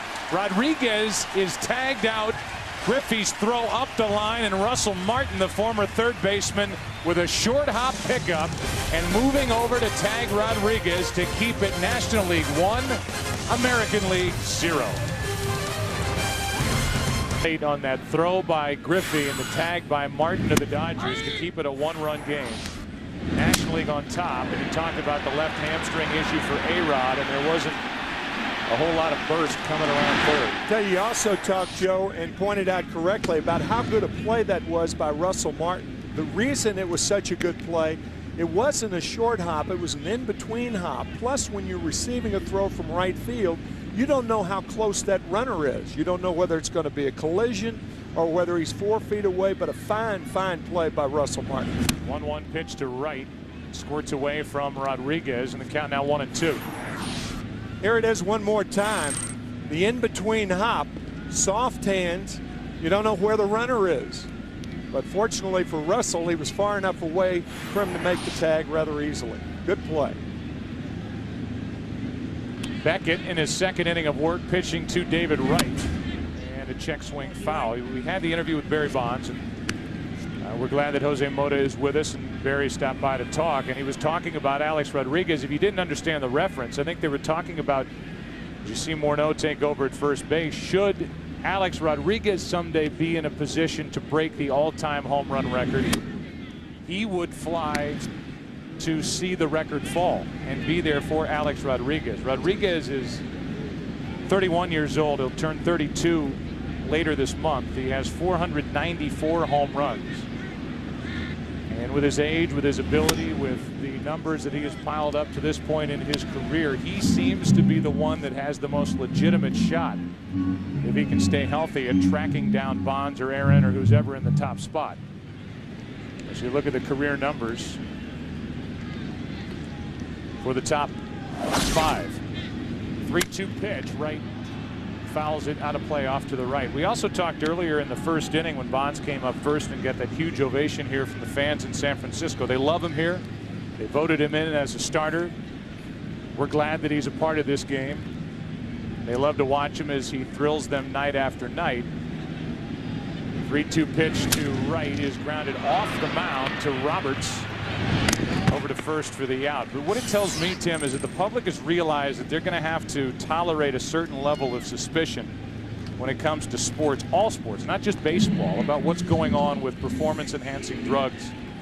And not everybody loves Barry Bonds, but fans do want to come out and watch him play, as attendance is up around baseball, even with the steroids and the HGH and everything that's swirling around this game. Right.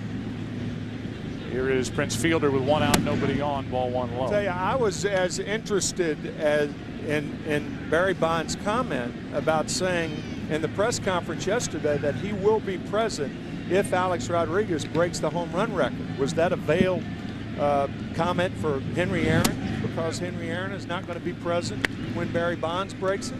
I mean, to me, I thought it was. He's pretty blatant about it. Well, there's no doubt about this. He had a tremendous increase, Bonds did, in his home run production late in his career, mid-30s into his 40s, and what it did was add to what was already a Hall of Fame career. That's right. Here's a line drive into center off the bat of fielder. 2 up, 2 down. I think that part is kind of forgotten about, and what was going on in the career of Barry Bonds prior to any of the suspicions popping up and the detail that was put out there in the book Game of Shadows. I think, and Kenny Rosenthal is down there with us, I think it's easy to lose sight of the fact, Kenny, that Barry Bonds has added all of these home runs to what was already a Hall of Fame career. There's no question, Joe, and a different view of Bonds will be required if 10 years from now, 20 years from now, we learn that a majority of star pitchers and hitters in this era use performance-enhancing drug. Let's just say the number was 70% and included a number of the game's biggest stars. The obvious conclusion would be that the drugs were embedded in the game's culture and that Bonds, if he were a user, was just one of many in the game. That's not to excuse him for any possible wrongdoing, but we don't know the whole truth, Joe, and probably never will. Yeah, I think that's the biggest point. We're never going to know, I don't think, as we go forward here, who was doing what when, and going back and being able to see lists and start picking out random dates and saying, okay, well, from this point on, let's disregard these records. And let's say this is going to be a cat and mouse game and a wild goose chase from now until the end of time, as the chemistry tries to stay ahead of the testing. Baseball's doing all it can to test, I believe, for the drugs that can be tested for. But Kenny or Tim, if there's no known test for HGH, this is not a baseball problem. This is a problem for all sports, period. And I agree with Ken. I mean, whatever the number is, it is in this game and beyond in the other major sports, as the pitch is high to Russell Martin and the count 2 balls, 2 strikes. The numbers certainly back it up. From 1920 to 1965, there were 16 players that hit 50 home runs or more over a 45-year period. In the last 12 years, there have been 21 players to hit 50 home runs or more. Did that just happen? Well, the clear answer is no, it didn't. The mounting evidence, well, circumstantial evidence may be, but all the evidence that's out there, that would be impossible to believe. And as we go forward, there are always going to be guys who try and beat the system in all sports. As it is here in the All-Star game, through 4, 1-0, NL on top. Our game on Fox, sponsored by Burger King, who reminds you to have it your way. By DirecTV, for the most sports in HD, you've got to get DirecTV. And by Heineken Premium Light, introducing the new 12-ounce slim can Heineken Premium Light, irresistible. New first baseman for the National League is Derek Lee of the Chicago Cubs. He'll bat in the number 2 spot. And it's a new pitcher. And thank goodness, as justice was delivered for Chris Young and the Padres, that he was the guy who was voted in as the internet recipient of the last spot on the All-Star team. This guy deserves to be here. No question about it. The former Princetonian has a .82 earned run average at home at Petco Park in San Diego. .82. 2 balls and a strike. It's interesting that the guy that's to his left at first base is the guy that he had the fight with at Wrigley Field, and currently Young is serving a suspension for that fight at Wrigley. And when those 2 big bodies got together, it had to be a matchup of the 2 tallest guys fighting in the history of Major League Baseball. Yeah. Here it looks like something out of the movie 300. Lee goes down, the 2 jaw, and then they start getting into it and exchange blows, and both were given suspensions. I guess that's exchanging blows. It was kind of whiffing, but it was they got the point across. Battle of Thermopylae 2 in Chicago that day. Roberts is trying to figure out this big right-hander, as Chris will be eligible to come back and pitch for the Padres. Game 2 as play resumes after the All-Star break. As it turned out, year after year, it seems like every good pitcher that could be in the All-Star game pitches right before the game. But so many of these guys are on regular rest, and that's the case with Young as Roberts draws a leadoff walk. And Jorge Posada will step to the plate with a tying run at first and nobody out here in the 5th inning. Posada batting for Beckett, who went 2 innings, no runs, 1 hit, 2 strikeouts, no walks, and doing more of what he's been doing all season for the Red Sox. Now, we've talked about, of course, the rivalry Yankees and Red Sox with Jorge Posada. He has saved his best year for his 35th year. Think of the wear and tear that he has had behind the plate. And I'll tell you, it's a lot different when you are a catcher on a contender, because as you're looking at the Burger Zone or the Burger King hot zone, Jorge Posada has played on only winning ball clubs and deserves an awful lot of credit. And this year having his best offensive year. Best offensive year with the average, and a guy who's a free agent to be. And we've said on Yankee telecasts, the games of the week that we've done this season, the guy is at this point completely irreplaceable for New York. There is nobody else that they have that's ready to go and take over behind the plate. And it's amazing that, as you say, as he's getting older, he's swinging the bat better. He's got a good arm, and he really hasn't slowed down behind the plate as you look at his ranks this season among major league catchers.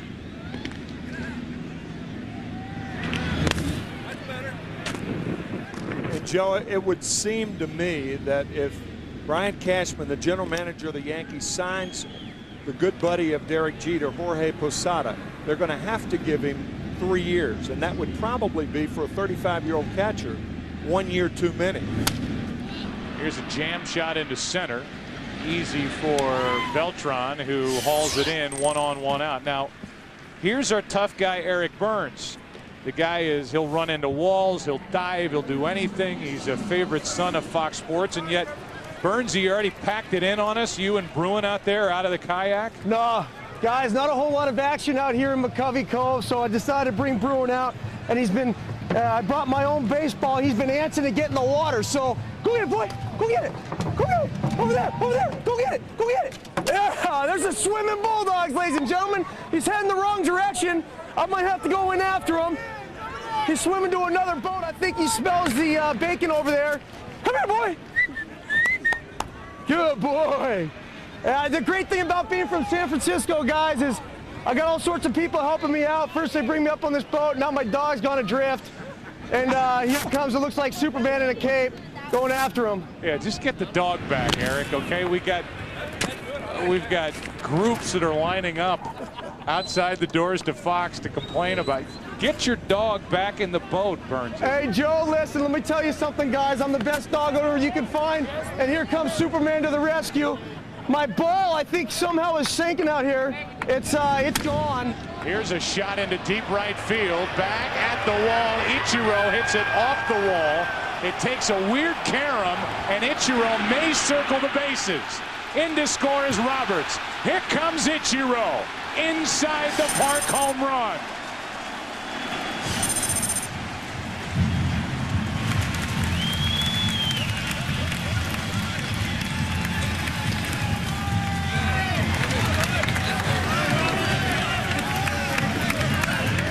The ball hit one of those banners in the outfield and kicked behind Ken Griffey Jr. And by the time he got over to it, no chance to get Ichiro. Because where it hit, it would dictate the carom would go towards center field. And that's why Ken Griffey Jr., you can see it right there, Ken Griffey Jr. is here instead of here.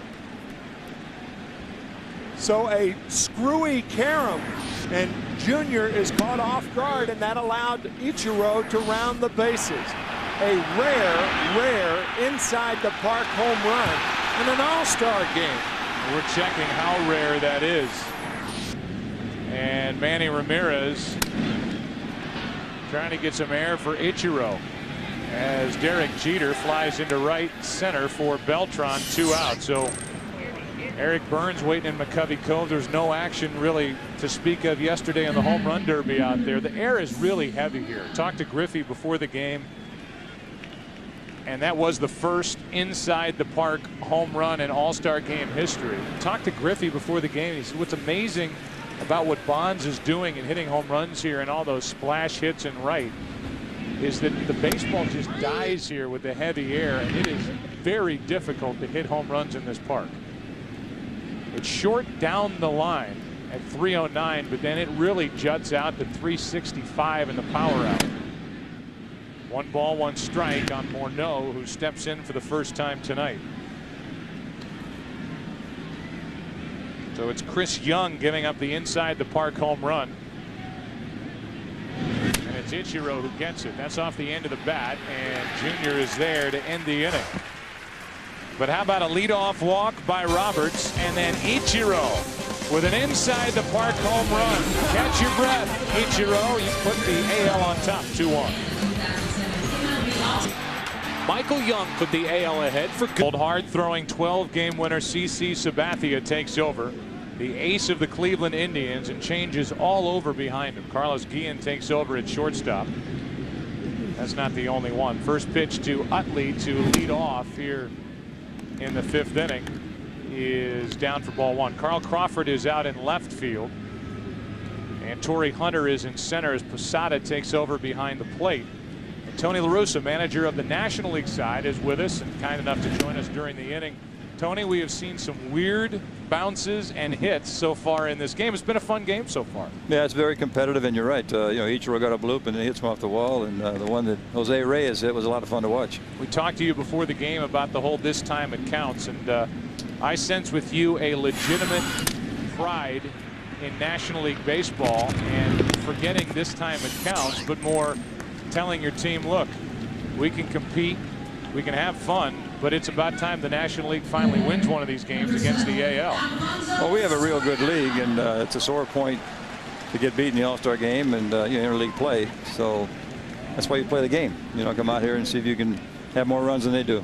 You've got a guy in Reyes who has led off and stolen a base and scored a run for you, and now you've got Soriano hanging over the plate against Sabathia. You guys, your lineup is going to have its hands full with a lot of hard-throwing pitchers that Jim Leland can bring in the rest of the way. Well, the guys are going to hit this inning. You got a lot of danger when we're always, threat to break through the talent these guys have. 0-1 the count, 1 out, nobody on, and Soriano slugs one into left, and it's Crawford, who looked like he had a tough time seeing it, making the catch as he comes in, and Jose Reyes will step in with 2 out, nobody on. Sometimes you catch the ball, sometimes the ball catches you, and that's what appeared to happen to Carl Crawford then. He ran into it. Tony, I know baseball has you running around when you get here to San Francisco, and you're from the Bay Area and your family is here. Do you have any time to take a breath and relax and actually enjoy this experience of being the manager of that team? No, I definitely enjoy what, you don't have much time anywhere but here. There's a lot of activity, but to be in the clubhouse with these guys is a real treat. I mean, there's no doubt about it. Then you watch the workout and the actual BP today, and you see the other team. The talent is, it's fun to be around. I thought it was interesting that you told us that the guy you may keep back position player wise in case you run out of an infielder and you need somebody is your own star Albert Pujols. As Jose Reyes shoots one into left center, and what a good play by, it's hard to believe, Torrey Hunter, holding Reyes on that ball, wow, Tony, to a single. How about that play? That's not one I enjoy seeing. But Pujols is your guy. You told us before the game that if need be, you'd play Pujols just about anywhere on the field. Well, we got strapped a little bit. This really outstanding Miguel Cabrera, who was a second, third baseman, injured his left shoulder and was only available to pinch hit. So that took Freddie Sanchez, who can do everything, and he's going to play third here when David Wright goes out. So you need to save somebody, and Albert, I mean, I'd play him anywhere. This guy's got such instincts and talent. Yeah, he's played third base for you. He's played left field. Even you said shortstop. I saw him play shortstop in spring training. He handled himself well there. I count spring training. He plays second. He plays second base too. Do you have note cards from spring training you check back on? Nah, just these guys don't let me forget that I wrote them in there, so it's hard to forget. Tony, thanks for your time. Okay. All right.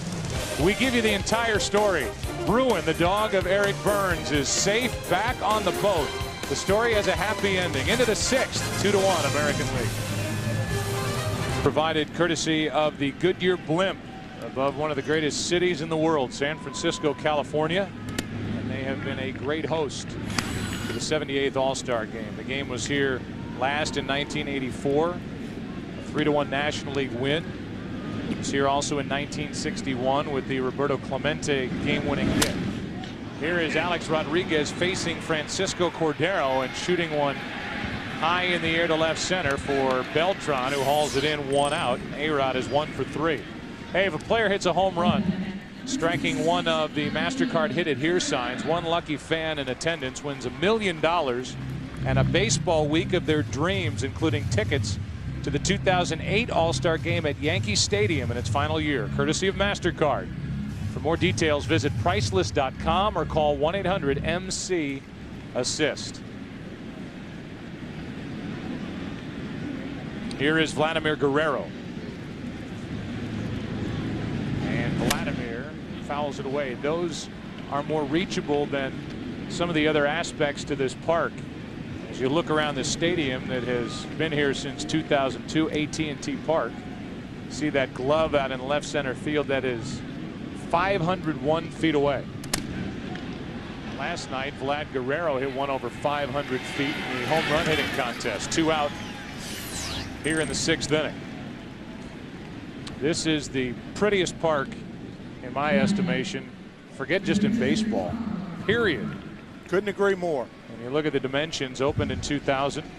McCovey Cove out beyond the wall and right, hosted the World Series in 2002, and AT&T Park is the first pro sports venue with Wi-Fi in it, which, Tim, allows you to go online anywhere you want down in the seats. That's here at AT&T Park.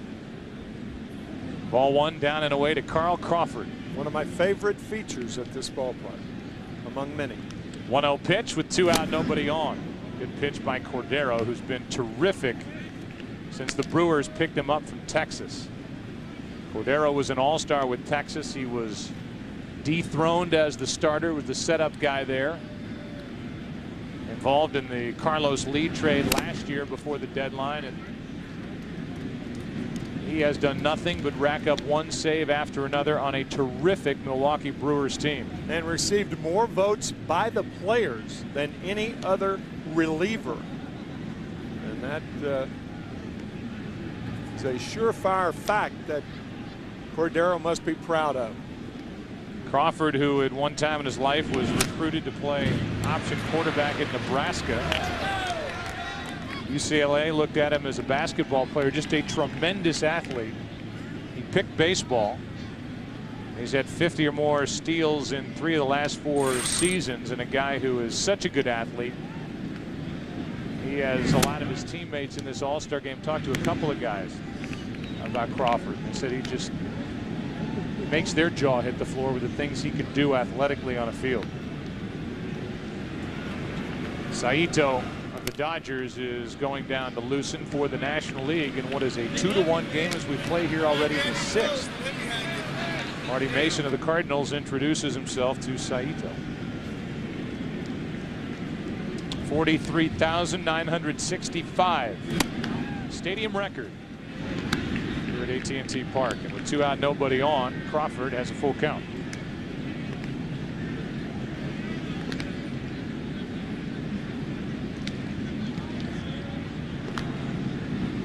Crawford chops another foul, pretty good at bat against Cordero.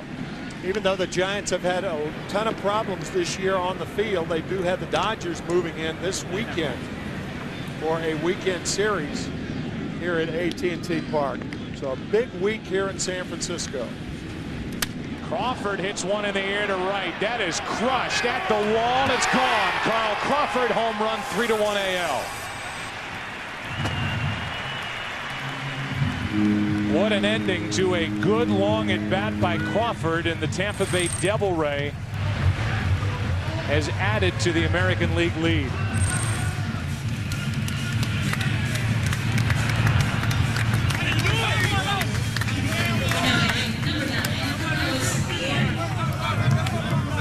Second All-Star game for Crawford and first All-Star game home run. Cordero gets it up, and so does Crawford. Looked like a slider. Crushed that ball. Here's Carlos Guillen, takes a strike.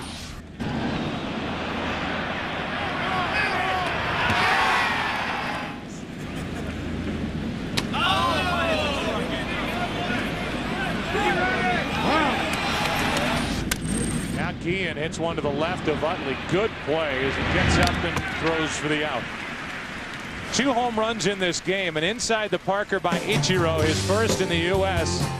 And then the more conventional type from Crawford to make it 3-1 AL after 5.5. Driving in. Verizon Wireless. Shot of McCovey Cove on a very pleasant night in San Francisco.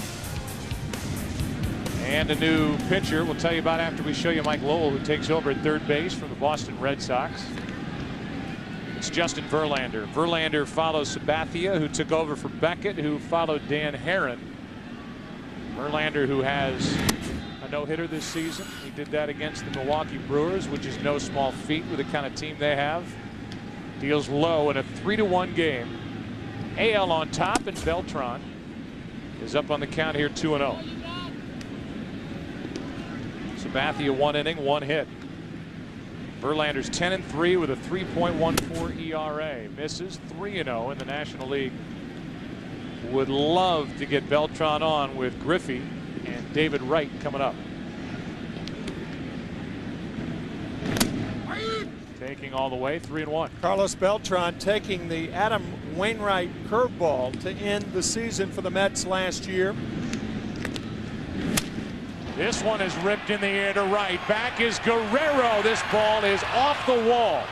Beltran wasn't hustling to first, and now he turns it on to get to third safely with a leadoff triple. Another ball that takes a weird bounce off the wall, and Beltran turns it into a sliding triple. Yeah, more predictable than the ball hit by Ichiro. You can see Guerrero right there, the ball coming off rather predictably. Guerrero getting to it quickly, a strong throw to third, but Beltran with a triple. You can see thinking either first home run, second an easy double, right, and then after watching the carom, I better get going. I've got a triple. Right. Now Griffey. Ken fouls it away for strike 1 on a 98-mile-an-hour pitch. Let's go down to Ken Rosenthal with Derek Jeter. Derek, you spent time with Willie Mays yesterday. You walked him in during the pregame festivities. What was that like? It was an honor. I mean, to say the least, to get an opportunity to sit down with Willie, me, and Griff for about 30 minutes and ask him some questions and get to know him a little bit. I enjoyed it. It's something that I'll take from this All-Star game. Yankees' first 29 games after the break are against sub-500 clubs. Can you guys get back in the race? Yeah, it doesn't make a difference who we're playing. We need to take the approach like every game is the biggest game, and you know, we don't have the luxury of relaxing. I think if we go out there and we play like we did the last week of the season, we'll be all right. Derek, thanks very much. Joe, back to you. All right, thank you. Derek is a past MVP of an All-Star game. That's into right, and an easy sac fly by Griffey, who has driven in both runs for the National League. Griffey with a sac fly to right, and the triple by Beltran turns into an immediate run. 3-2 AL on top.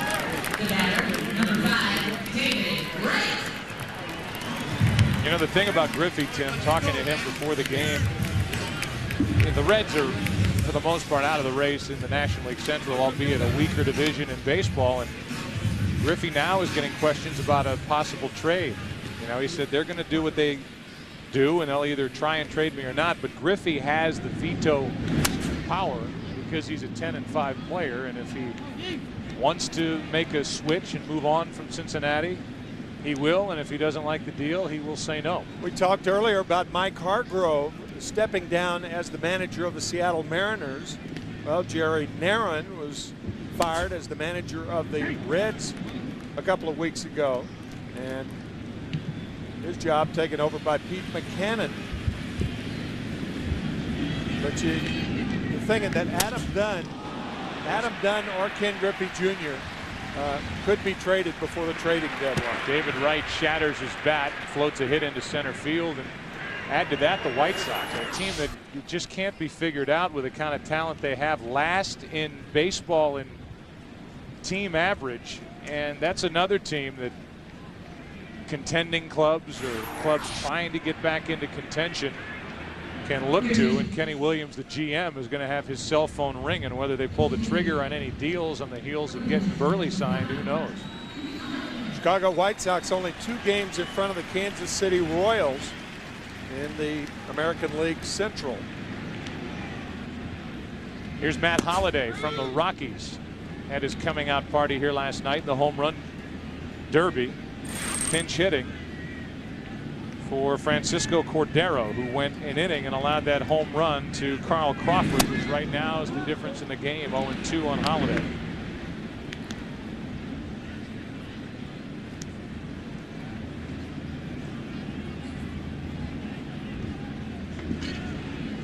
So Verlander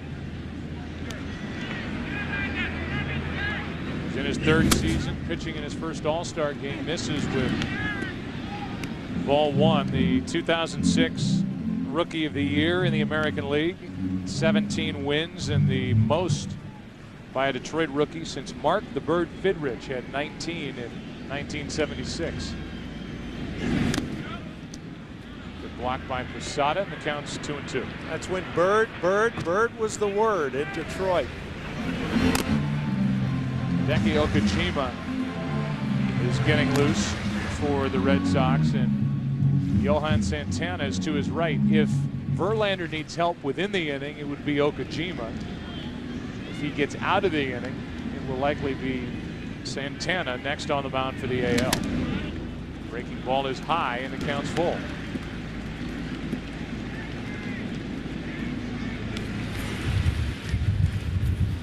Matt Holliday with a .341 average. 2nd best average in the National League and the most hits in the National League. Wright takes off and a foul ball. 3-2 count, and the runner was going. Russell Martin, the right-hander, is on deck. Chase Utley scheduled to hit. He's in the hold, so you would think Okajima is getting ready for Chase Utley, should he hit in this inning.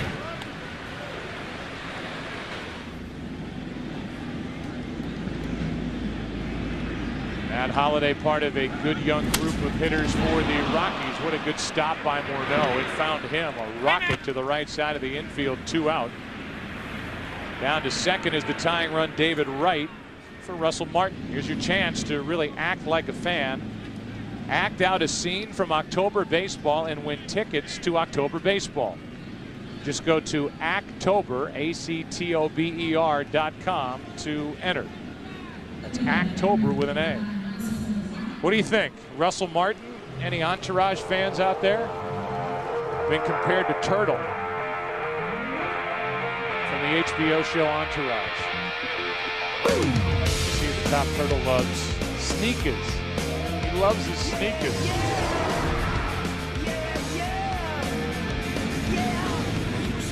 Runner at second, 2 out, and Martin hits one down the right field line. Foul. So close to tying this game here in the 6th. Behind the fastball. And a loud strike. And off of one of San Francisco's finest. Right off his right heel.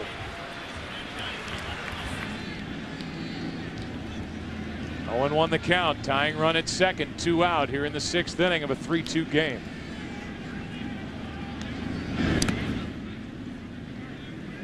One ball, 1 strike.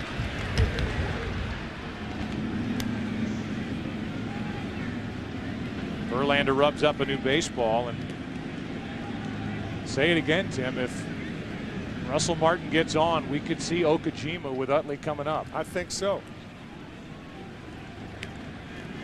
There you go. Instead, it's a pop-up off the hands of Russell Martin and into the glove of Roberts at second. A look at Fisherman's Wharf here in San Francisco as we go to break. 3-2 now, AL on top. Back after this from your local Fox News.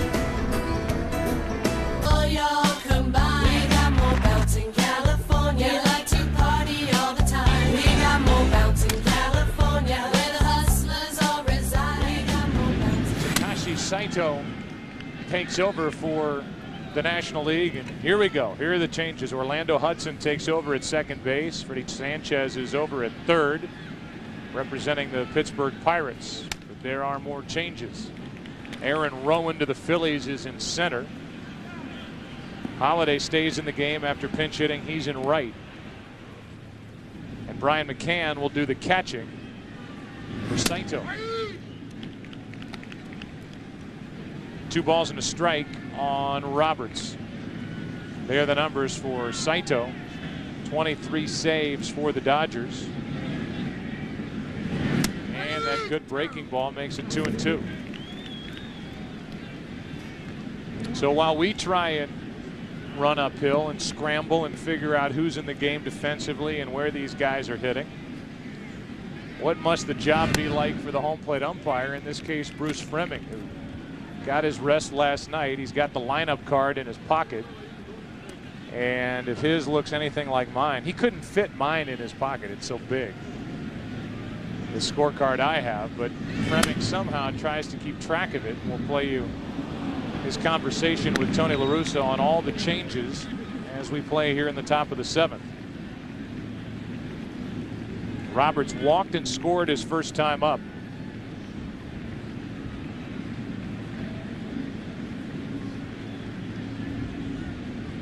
Three-two pitch, ground ball to Hudson, backs up a bit. 2-time Gold Glove Award winner throws out Roberts, and here's Fremming talking to La Russa. All right, in the third spot, you got Hudson. All right.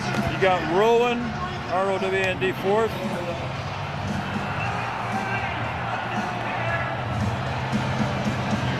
You got Sanchez, 5. Will you call these upstairs? Yes, sir. And McCann, 6. McCann is 6. We have found a mistake. McCann is not 6. McCann is 7. Right. Holiday is 6 because he pinch hit in the bottom of the 6th, though he has to stay there. So I'm sure those two worked it out, as if we had time to let that bit of tape continue. The scintillating conversation between Bruce Fremming and Tony La Russa. So it's McCann batting 7th. It's Saito, the pitcher, in the number 8 spot. And Billy Wagner starts to think about loosening up down the left field line for the National League.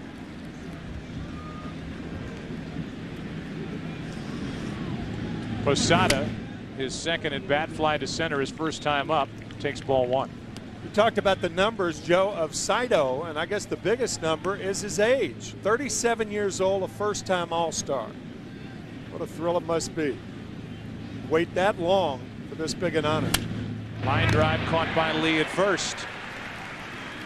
2 out here in the top of the 7th inning. And back to the top of the lineup, Torrey Hunter will get his first at-bat of this game. We look ahead to Saturday. The Astros and the Cubs in high def. Other games, the Cardinals and Phillies, of the Dodgers and the San Francisco Giants, as that rivalry is renewed right here.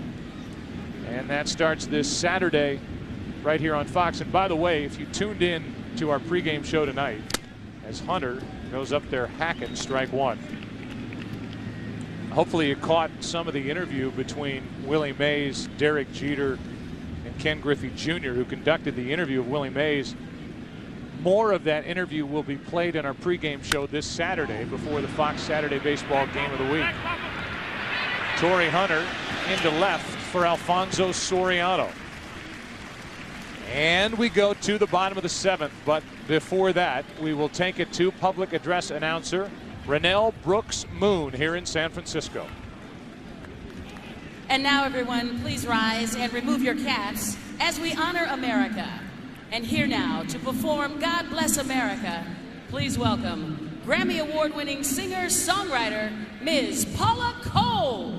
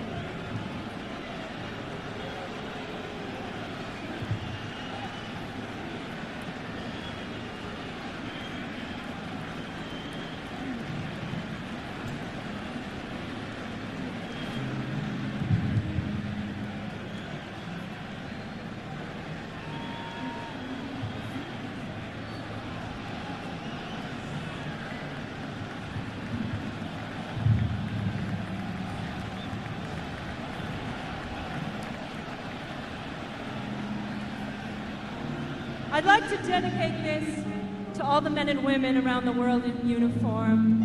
Here's wishing for their safety.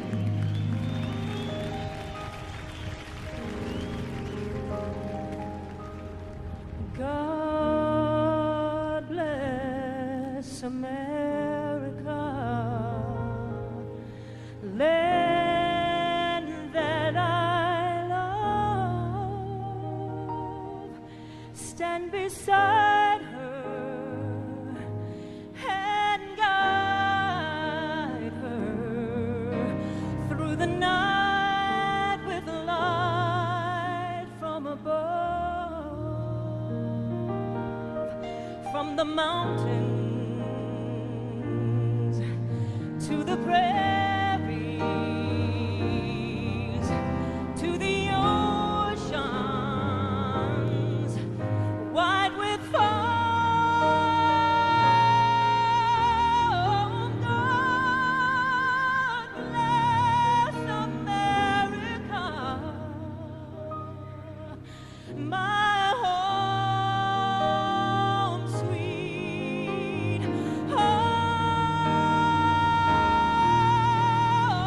God bless America, my home sweet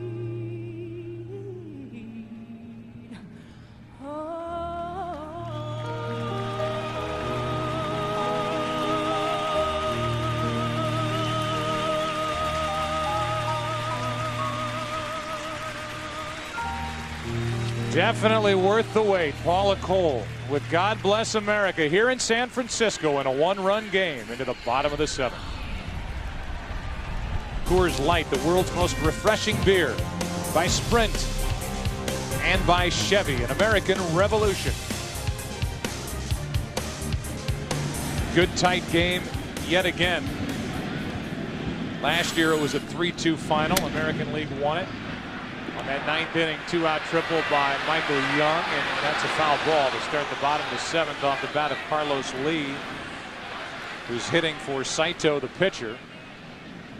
And Johan Santana takes over, and I don't think in a game of stars any pitcher brings better credentials into this game than Santana. Even though he's on the road right now, 10-6 at 2.75 earned run average, but in the Dome in Minneapolis. Look at these numbers now, folks.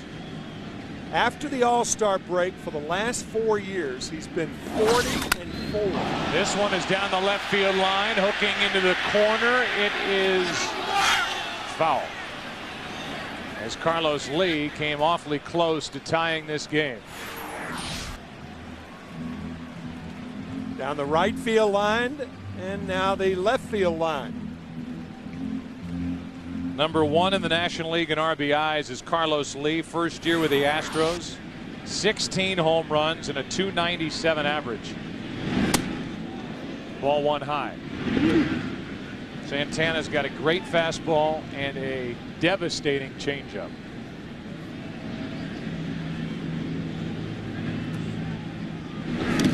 That was it. That will tell you all you need to know about how good that pitch is. Getting Carlos Lee to offer it this in the dirt.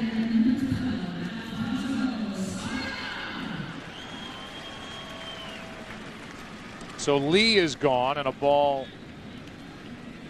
basically off the plate, and Soriano will bat for the second time. He lined out to left his first time up. Yeah, you don't have to throw a strike to get one, and Santana just proved it once again. Get the big, strong guys, get ahead of them. And if you can deceive them, as Santana did, you'll get them. Santana has led baseball in strikeouts over the last 2 years. Third All-Star game, 8th season. And both Houston and Florida whiffed on him. They each had him in their organization, but it's been the Twins that have seen this guy blossom into really probably the best left-hander in the game among starting pitchers, and I really can't think of anybody off the top of my head that I'd rather have on the mound if I needed to win a big game. No. 0-2 is the count on Soriano. That's foul. A lot of people forget that Soriano played in Japan for 3 years before coming to the Yankees. 95, 96, 97. Swings a big bat. A heavy bat, almost a throwback in that sense, and he hangs right over the plate. And a strikeout looking for Santana. 2 batters, 2 strikeouts here in the 7th.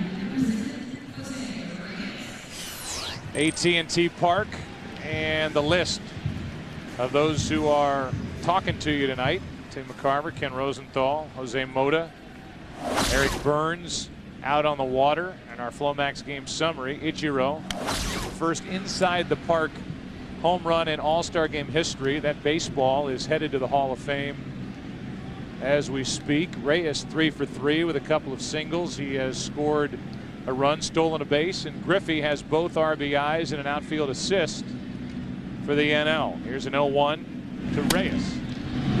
Tough to get him. Guillen, long throw, good play, and a 1-2-3 7th inning for Johan Santana. 8th inning already in San Francisco. Good game. 3-2, American League on top. What a setting. Don't fight, kids. It's the All-Star game. First pitch is a strike from Billy Wagner, who takes over. The only change for the National League as he fires a fastball in for a strike to Mike Lowell, third baseman from the Red Sox, having a great year. Seems silly to say for an all-star player, but he is putting together maybe his best, and that's in the gap in left center.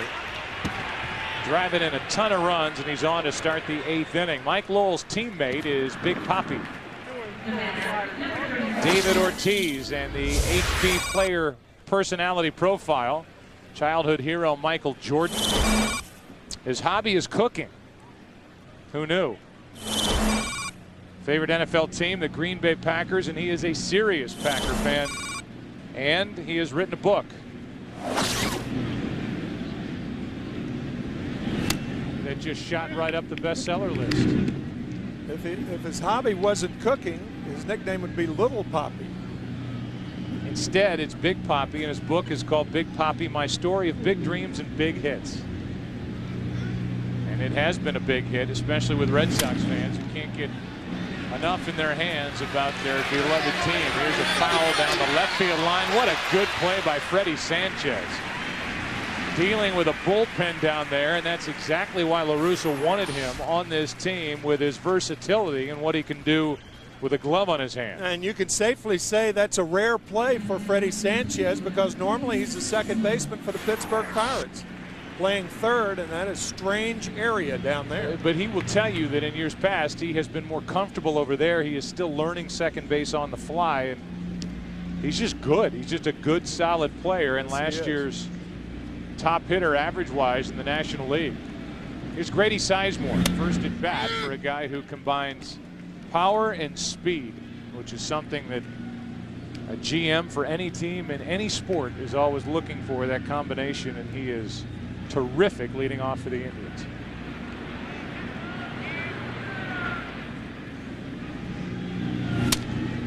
Oh, and 2 from Wagner. Cleveland Indians only a game behind Detroit. I guess as importantly, ahead in the wild card race in the American League. Hard to believe, but the National League pitching staff has done that for the first time all night, a strikeout. The top pitch velocity, Verlander hit 100 for the AL. Brad Penny hit 96 on our radar gun for the Dodgers, and that, believe it or not, with all these all-star pitchers, is the first strikeout tonight for the NL staff. As we play here in the 8th, it's 1 on, 2 out, and the batter will be Victor Martinez, the catcher for the Cleveland Indians. You started to talk about the Indians. That's going to be a good race the entire second half between the Indians and the Tigers in the AL Central. Everybody expected the Indians to compete last year with the Tigers, with The Tigers somewhat of a surprise. No surprise this year. And as you mentioned earlier in the game, they may be the best team in the game once they get their bullpen straightened out. But Cleveland hanging tough, only a game behind Detroit in the American League Central. Martinez is batting in the number 5 spot right now, hitting for the pitcher Santana, who had a perfect inning, 2 strikeouts and a ground out. And now the bad news for the National League is they trail here and staring at their 10th consecutive loss to the American League as Tony La Russa's team is going to have to deal with closers now the rest of the way. Papelbon is getting loose down the right field line, and Putz, the closer for the Mariners, we've already heard from Jim Leland, is the closer tonight for the AL. That's ripped down the left field line off the bat of Martinez and gone. Victor Martinez opens it up a bit, makes it 5-2 AL here in the 8th.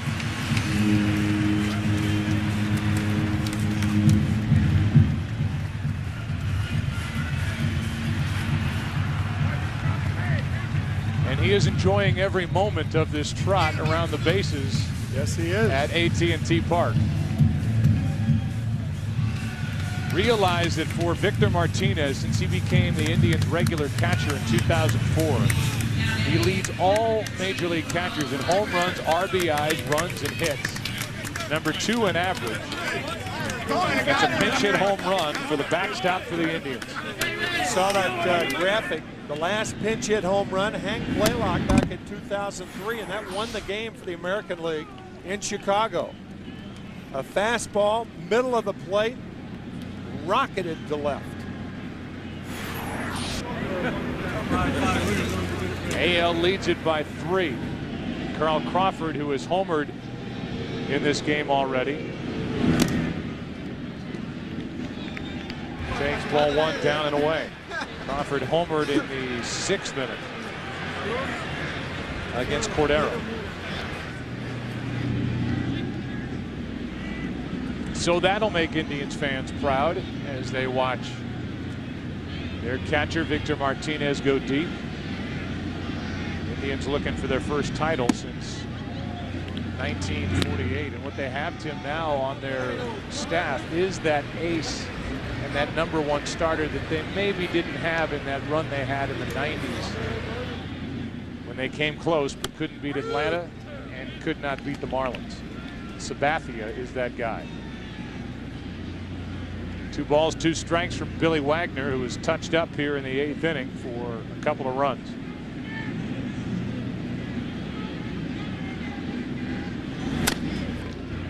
Crawford bounces out to the shortstop. Reyes shows off the speed, but Reyes has the great arm. 3 American League home runs tonight.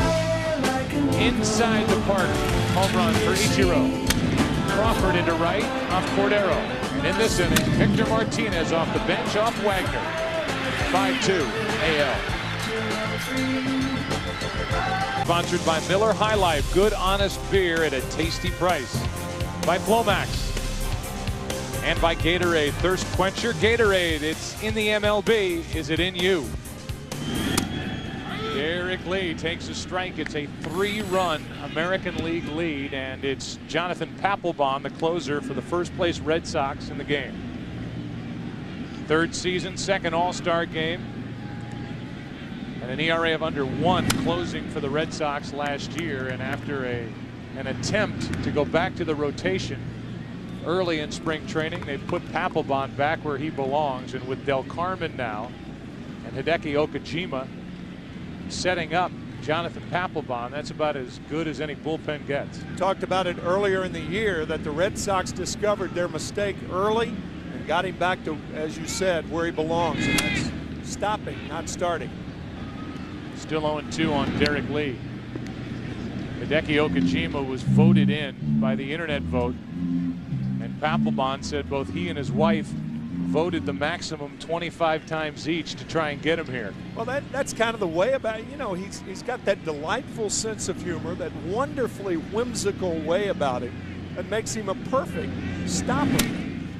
Lee floats one into shallow center, might drop. Hunter will not get there, and Derek Lee is on to start the 8th. That is the first hit out of the number 2 spot in the National League lineup. And Lee is aboard 1 for 2 in this game. Makes the pitch he wants to in on the hands of Derek Lee, but because Torrey Hunter has to play Lee so deeply, the ball drops in front. Derek, you got the green light. You see something, it's up to you, all right? Orlando Hudson digs his way in first at bat since taking over defensively for Chase Utley, a likable and very talented second baseman for the Philadelphia Phillies. Chase Utley and our HB personality profile brings us this. A good fisherman at an early age, I'll say. I mean, that's Guinness Book of World Record stuff there. Played for the Phillies in the Long Beach Pony League. First team All-American at UCLA, so he likes Eric Burns' dog's name of Bruin, and he likes to dance at weddings, which makes Vince Vaughn and Owen Wilson very happy. Strike 2 on Orlando Hudson, who is a Gold Glove Award winner in the AL with Toronto in the very next year, his first year with the Diamondbacks. I'll have to ask Chase if he limits his dancing to weddings only. I don't know. 0-2 the count. It would be a fair question. Do you like to dance at weddings? Sure. Do you feel like people are there saying, I wonder how McCarver dances? And then you get out there and you feel like all eyes are on you. You don't do that? I used to like to dance a lot more before knee problems. Okay. I'm sure Chase will incur those somewhere down the Posada will. line. Yes. 0-2 is the count. Another foul off the bat of Hudson. On deck is Aaron Rowand, who has not hit in this game yet. And after you have Rowand, then you get into Freddie Sanchez, Holiday, McCann. As a lot of these National Leaguers will get their first at bats here. Down the stretch in this game, 0-2 pitch. Derek Lee takes off. Hudson strikes out, and that was Lee stealing off Papelbon. No chance for Posada. Stolen base, Derek Lee. He's at second with 1 out. Derek, not only did Derek Lee have a good jump, but he chose the right pitch on which to run. That looked like the splitter down. You can see Posada kind of peeking around Orlando Hudson and then making the throw, but no chance to get Lee. One of the reasons why Tony La Russa selected Aaron Rowand to be a reserve on this NL team is what he does in center field, and he endeared himself to Philly fans last year with that crash into the wall and the broken nose that followed. It was an ugly crash, but once he did that, he was a Philly favorite. Ball 1 from Papelbon.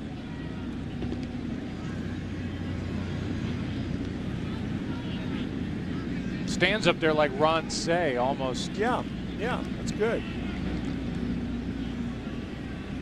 The Penguin, Ron Say, the Penguin, who played third base for so many years for the Los Angeles Dodgers. We've discovered another Penguin.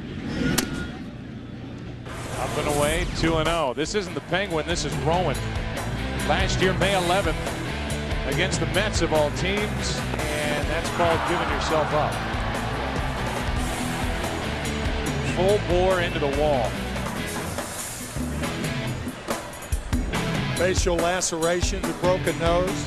And as you said, Philadelphia fans do not forget plays like that. Rowand slashes at it, fouls it. It's 2-1.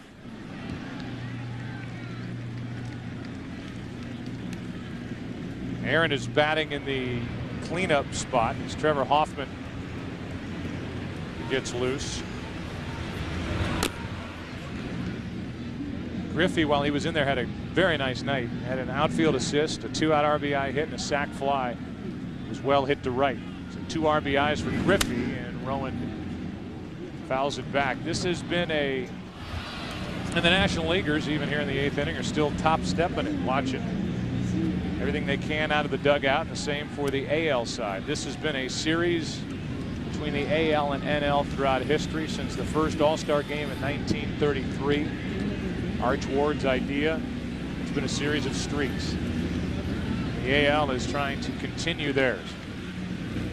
They've won 9 straight games that have gone to a decision, the tie in 2002.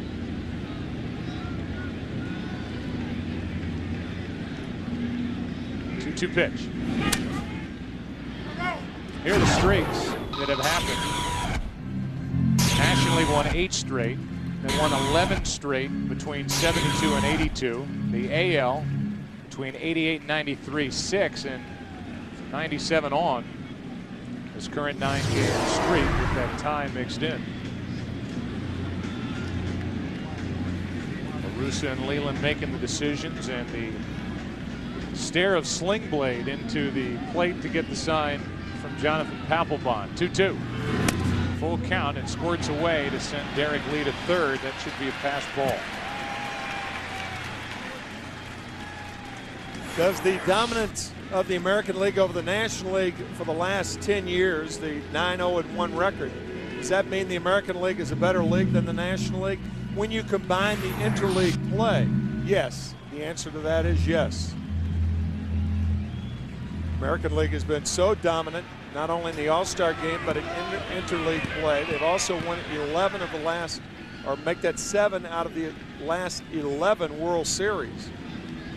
Francisco Rodriguez up and warming the American League. Rowan strikes out on a pitch up and in on 3-2. May have chased ball 4, and he is out number 2 here in the 8th. Second strikeout for Papelbon on a pitch that was very close but appeared to be high. Papelbon has been experimenting with a cutter, which has made Mariano Rivera a lot of money with the Yankees. Rivera throws to Posada. Now Papelbon in this All-Star game throwing to Posada, and Sanchez off the end of the bat into right center field. It will be Hunter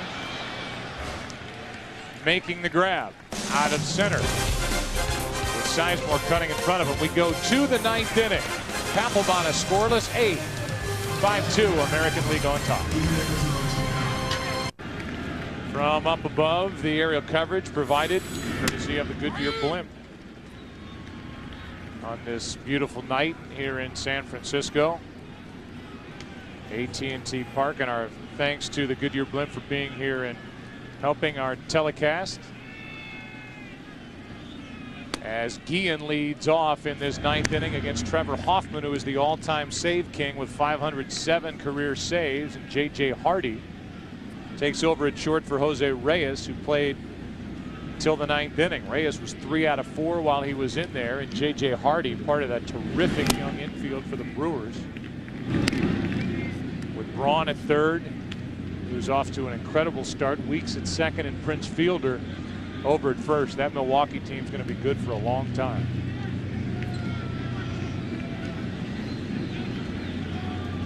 The 2-1 pitch. Sounded like Guillen broke his bat. Hudson to his right. Good play. 1 out. As we play here in the 9th inning, you should realize that the most valuable player of tonight's game will be presented as Chevrolet Tahoe Hybrid. It's coming up in our Chevrolet postgame show.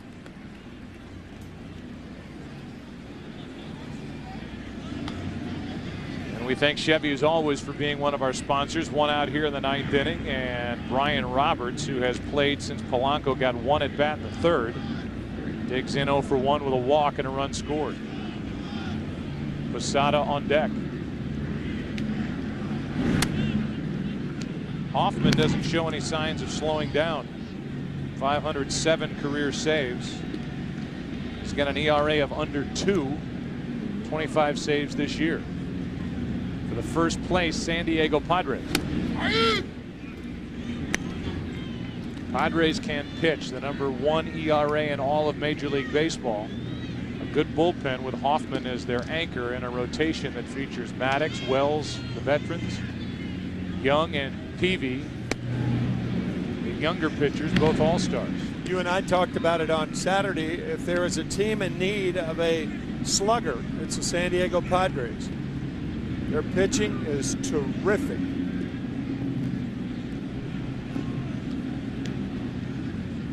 1-2 pitch. Roberts has to wait on it and bounces to Lee, who flips for the out. 3-1 on the putout. This week on Fox Saturday Baseball, you'll see either the Astros and the Cubs, the Dodgers and the Giants, or the Cardinals and the Phillies. Check local listings for the game in your area. Coverage begins at 3:30 Eastern, 12:30 Pacific in high def, only on Fox. Good matchups right out of the gate, and more of that interview between Derek Jeter, Ken Griffey Jr., and Willie Mays in our pregame show. 3:30 Eastern, 12:30 Pacific. There's strike one on Posada. Trevor Hoffman has that, you know it's coming, but still can't hit it pitch, the changeup. You just cannot hold up. Combining that with the fastball, changeup. The difference between the two is great. What, you can't squeeze out a salient baseball point looking at no. The dead pirate from the bottom of the sea?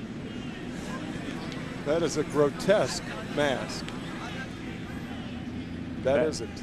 That's prettier. Yeah. Much. That is just low from Hoffman. 2-1 on Posada.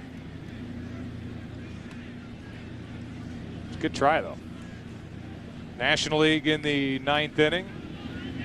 We'll have Holiday, McCann. The first two up. And then a pinch hitter. That's a strike. Tony La Russa still has Pujols on his bench, Dimitri Young. Jim Leyland still has Alex Rios and Michael Young on his bench.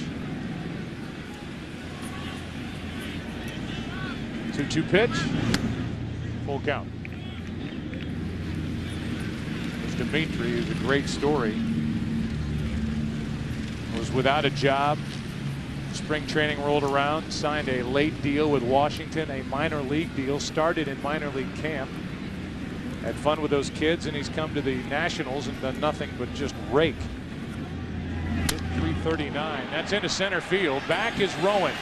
On the run, it's off the wall. Posada has a 2-out. Stand-up double.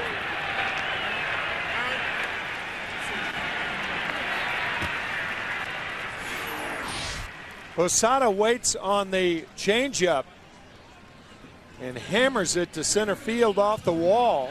Aaron Rowan giving chase to no avail. A 2-out double by Posada. Trying to get an extra run. J.J. Putz is getting ready for the Mariners out in the bullpen, representing the Mariners.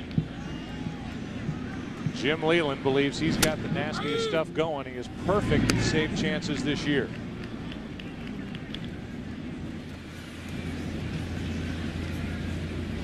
Torrey Hunter at the plate, 0 for 1.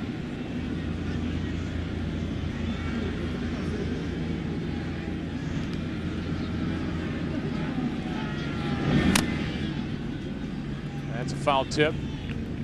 Back to second. Posada will go, and the count's 0-2.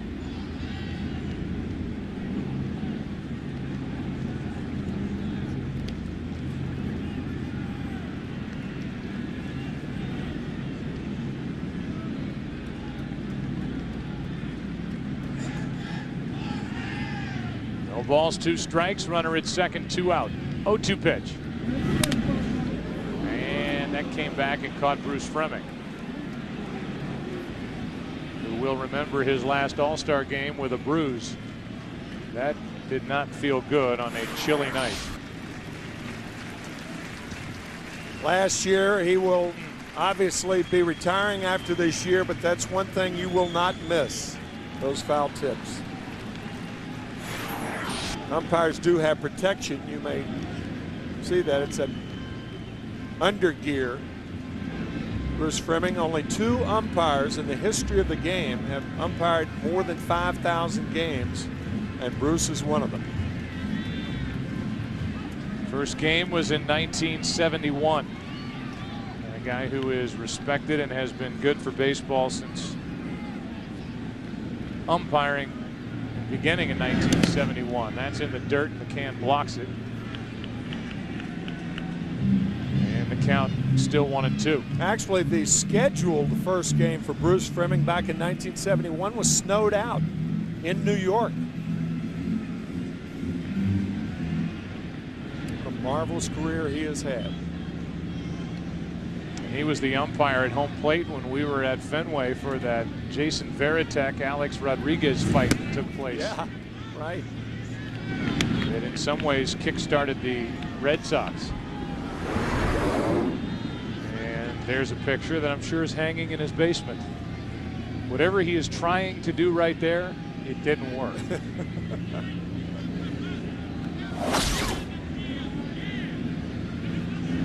2-2 pitch is fouled back and out of play.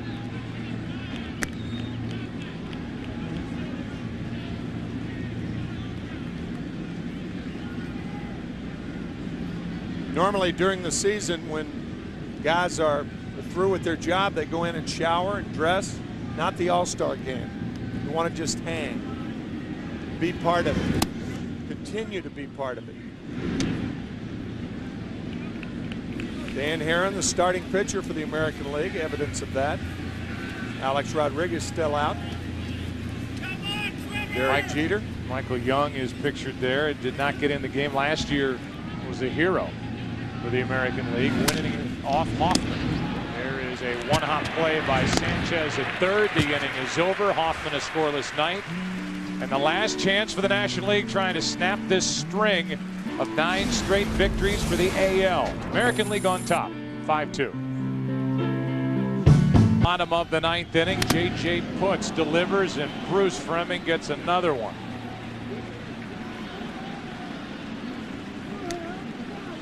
Almost in the same spot. God damn. That was more into the chest protector than the other one, which caught a lot of his arm.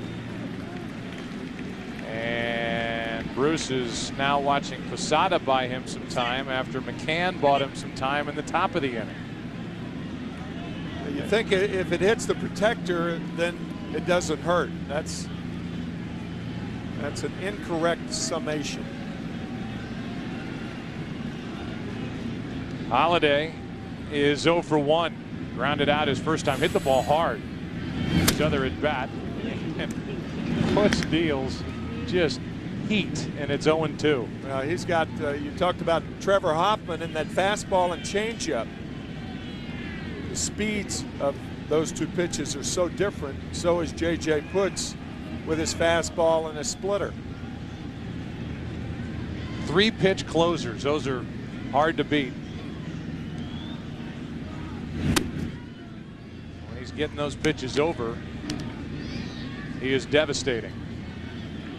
Jim Leyland joking with us on the air that since the Tigers play Seattle next, he'd love to wear out Putz and try and put him on the shelf, jokingly. But he has all the respect in the world for the talent of this kid as he strikes out Holiday to start the bottom of the 9th. Let's go back and listen in to the conversation between Posada and Fleming after that last ball hit the home plate umpire. The first one was worse than this one, but they both hurt. I'm going to play 8.5. I'm going home. I am hurting. He is a beauty, a great man, a funny guy. And that was the second one. And that was the first one that caught a lot of arm. And then this one in the bottom of the 9th inning caught more chest protector than arm. But wow, quite an end to this one for Fleming. 1 out, nobody on. And here is Brian McCann, who fouls it back. McCann is having a down year and even went so far as to question his inclusion as an all-star here, representing the Atlanta Braves, hitting .262, hit .333 last year, and has been a big run producer for the Braves. Atlanta Braves once again only 2 games behind the New York Mets. Bobby Cox has won 14 of 15 division titles. He and John Schuerholz have been one of the most successful tandems in the history of the game. John Schuerholz, the general manager, and Bobby, the manager. 1 ball, 1 strike. Dimitri Young is in the on-deck circle.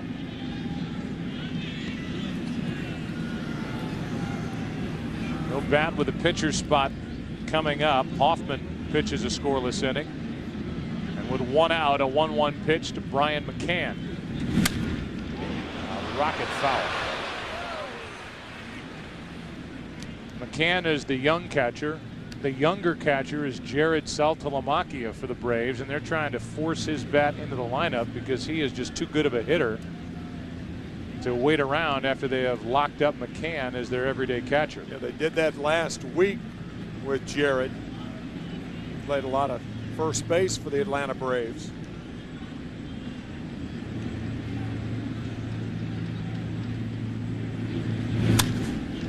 Another foul. Steve Horn is our editorial consultant here in the booth, the smartest guy in the booth, I can say, at least among the three of us. Doing a lot of work for us in this All-Star game, and this 78th All-Star game produced by Pete Macheska, directed by Bill Webb. And there are other names that we will try and get to you. A lot of people working awfully hard to bring you the sights and sounds here from San Diego as this 78th All-Star game wraps up.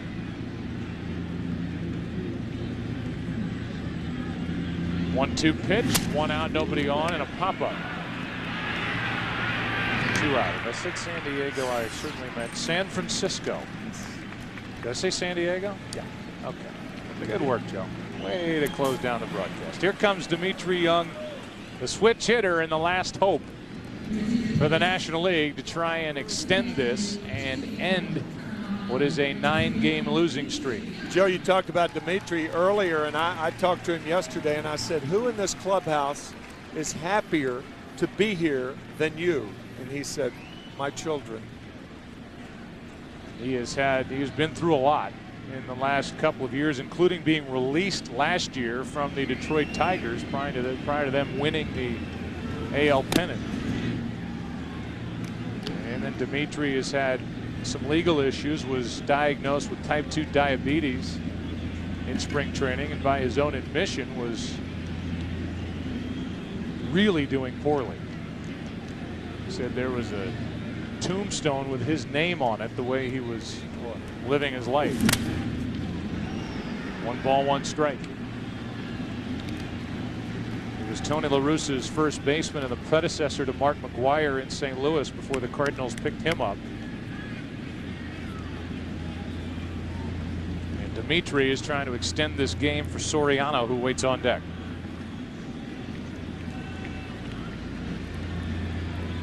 Two out, nobody on, 1 ball, 1 strike.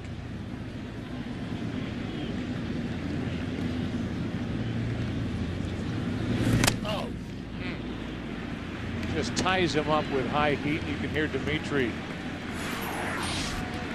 grunting on that swing. He just was handcuffed. Strike 2, and the National League down to their final strike. And you can tell by the hitter's swings at a particular pitcher how good his stuff is. And with puts, hitters don't have too good of swings.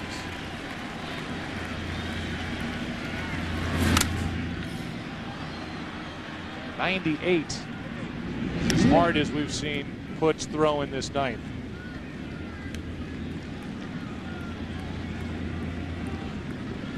Our thanks also to our replay producer Carol Langley McDermott, associate directors Aaron Stoikov and Larry Lancaster, the associate producer Judy Wong, the broadcast associates Brian Biederman, Von Wagner, coordinating producer of the pregame show Scott Ackerson, produced by Gary Lang, directed by Rich Russo. Senior producer Fox Sports Bill Brown, and the executive producers Ed Gorin and David Hill. 1-2 pitch. Young grounds to the right side. Roberts can't make the play, and this game will continue. I would imagine that'll be a base hit. Brian Roberts with a long way to go, a tricky hop on the outfield grass, and even though Dimitri Young is not a fast runner, I would think it would be a base hit, and is. So a base hit for Dimitri, and Soriano, who's 0 for 2, will dig in. Now, if Soriano gets on, he brings up the tying run in J.J. Hardy. And the young shortstop for the Brewers is tied for 5th in the National League with 18 home runs.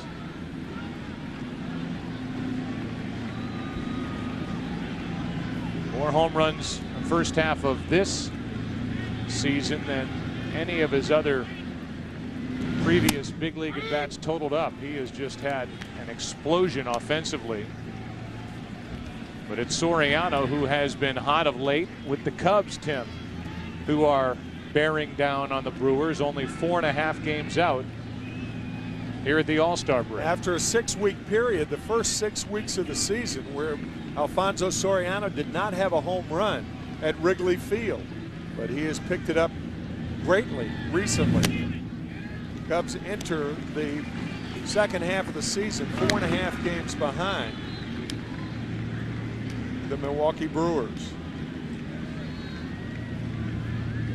Cubs need to get Derek Lee to add to that average with some home runs, driving in runs. But Derek Lee is trying to get healthy after an injury-riddled 2006. Cubs hoping the power returns soon. 1 ball, 1 strike, 1 on, 2 out. 2-1 now on Soriano.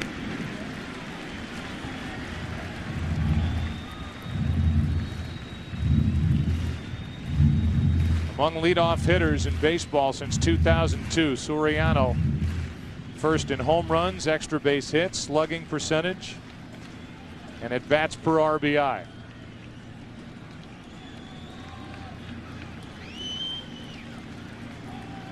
A totally closed stance at the start, hanging over the plate. 2-1 pitch. And almost hung right into that pitch from Putz. Well, that's what pitchers try to do to Soriano. You've got to get him off the plate. When the left elbow is almost on the plate, you have to clear that elbow and make him think inside. That's what Putz was doing. So it's 3-1, and it's getting more interesting here in the 9th inning for the National League. Dimitri stays put. Soriano hits one down the right field line. Well hit into the corner. This ball is gone. Home run Soriano. It's a 1-run game in San Francisco.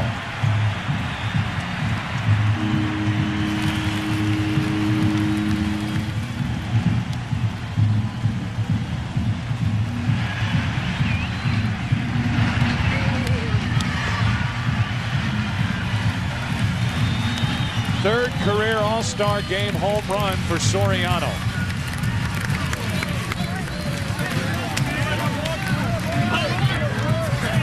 You look at Soriano, he weighs about 155, 160 pounds, but it's that lithe strength.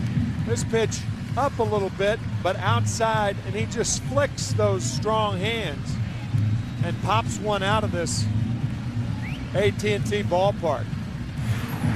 Takes a lot of strength to hit a ball that far the other way when you weigh 160 pounds. Soriano just whips the bat and hits that home run to right. There have been 7 comeback wins in All-Star game history when a team's been trailing after 8. Here is J.J. Hardy, his first at bat in a 5-4 game, 9th inning, 2 out. Ball 1 with Derek Lee waiting on deck. And Francisco Rodriguez getting loose for the AL in their bullpen.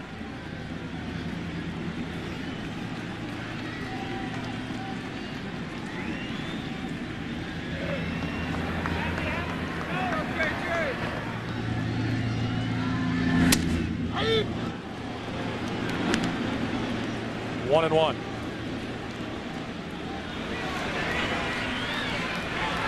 K-Rod, as they call him, Francisco Rodriguez of the Angels. Jose Valverde of the Diamondbacks getting loose on the other side.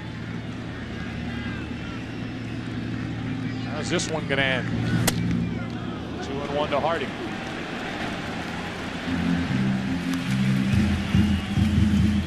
First All-Star game at bat for J.J. Hardy. His dad, Mark, a pro tennis player. His mom, Susie, a professional golfer. Top home run hitting shortstop in the National League. 3-1 from Putz. J.J. falling behind Soriano 3-1. He homered. Now he's behind J.J. Hardy 3-1.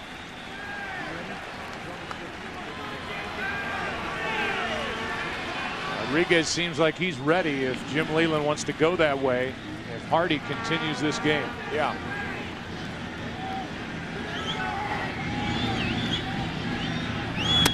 How about a 2-out walk to put the tying run on?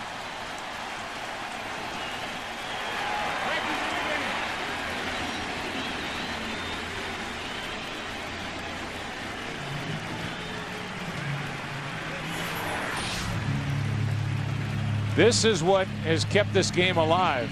It was ruled a base hit. A play that Roberts couldn't make.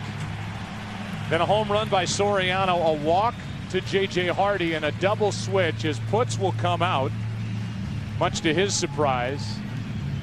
And Francisco Rodriguez will come in and try and end it. Francisco Rodriguez is in the game, and Derek Lee is at the plate. Ball one. Francisco Rodriguez has given up 2 home runs all year. Sizemore moves to center. Rios is now in the game in right. 2 home runs allowed by Francisco Rodriguez. The last, the 24th of April. The last home run that Derek Lee has hit is June 3rd. That's foul and a broken bat. And these two are facing each other, Tim, for the first time. Yeah, you notice Mike Lowell was right on the line for that ball. Also, a 1-run lead changes the defense in the latter innings. And there's Lowell playing right on the line, and had that ball been fair, Mike has a chance to make a play on it.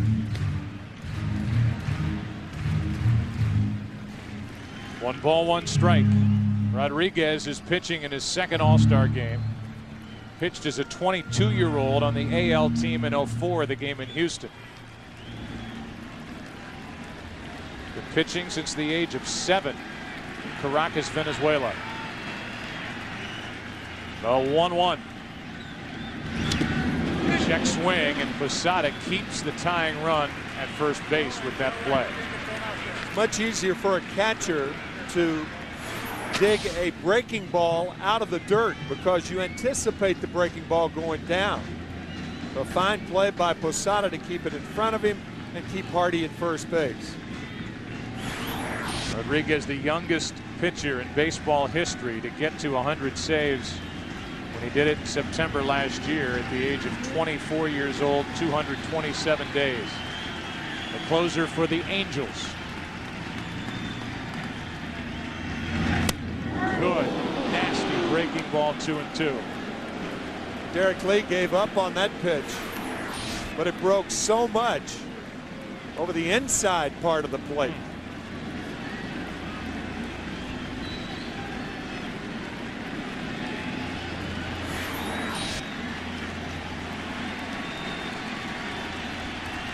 Two.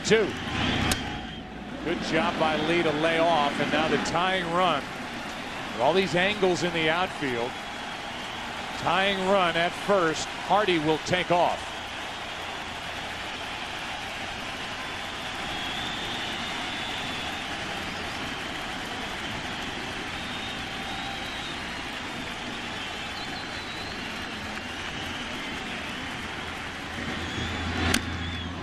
We'll have to do it again.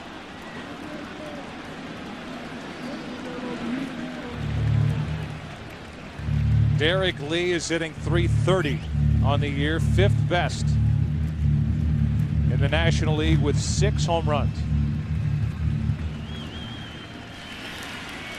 Everybody standing here at AT&T Park.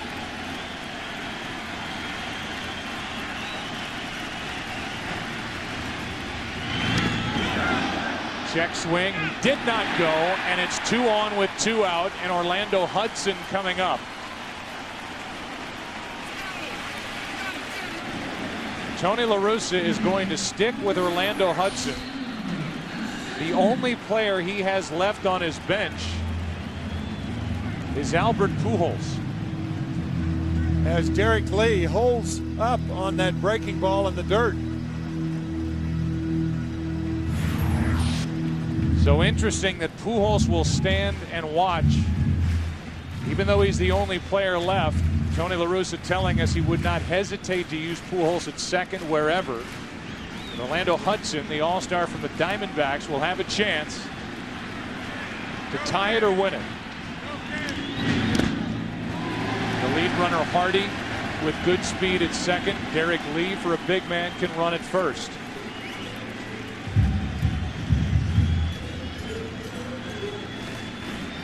The National League has not won the All-Star game since 1996.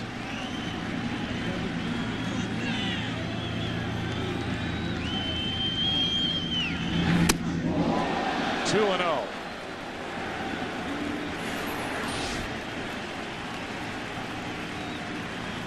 A cut fastball inside off the plate. So now Hudson has a free swing. He's going to throw the fastball here. Even though Rodriguez is a pitcher who will throw breaking balls behind in the count. I don't think here, though. And it's 3-0. Second all-star at bat for Orlando Hudson. He hasn't seen a strike, and Rodriguez is one pitch out of the strike zone away from loading the bases for Aaron Rowan.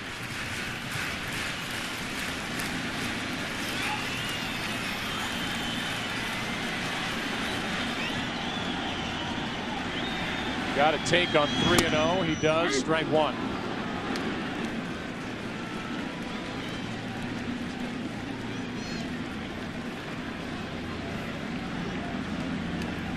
Rowan waiting on deck.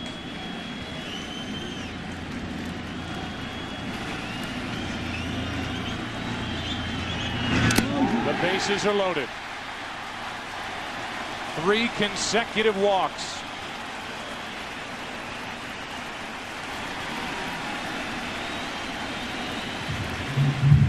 All the base runners, both runs here in the 9th inning, coming after 2 were out and nobody on. Rodriguez cannot find the strike zone. Very distraught. It's easy to understand why, but it certainly looks like a guy who's a bundle of energy out of the mound is overthrowing here in the bottom of the 9th inning on a chilly night in San Francisco. And he's thrown one devastating breaking ball since coming in. That was to Derek Lee, but everything's been pulled down into the dirt. Here is Aaron Rowan, who could be the hero for the National League.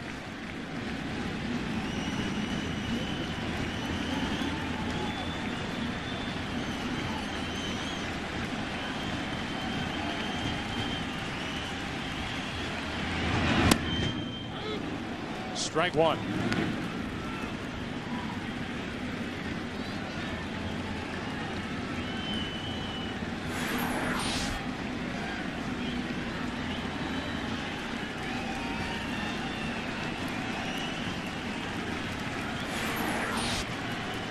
Bases loaded, 2 out, 0-1 the count.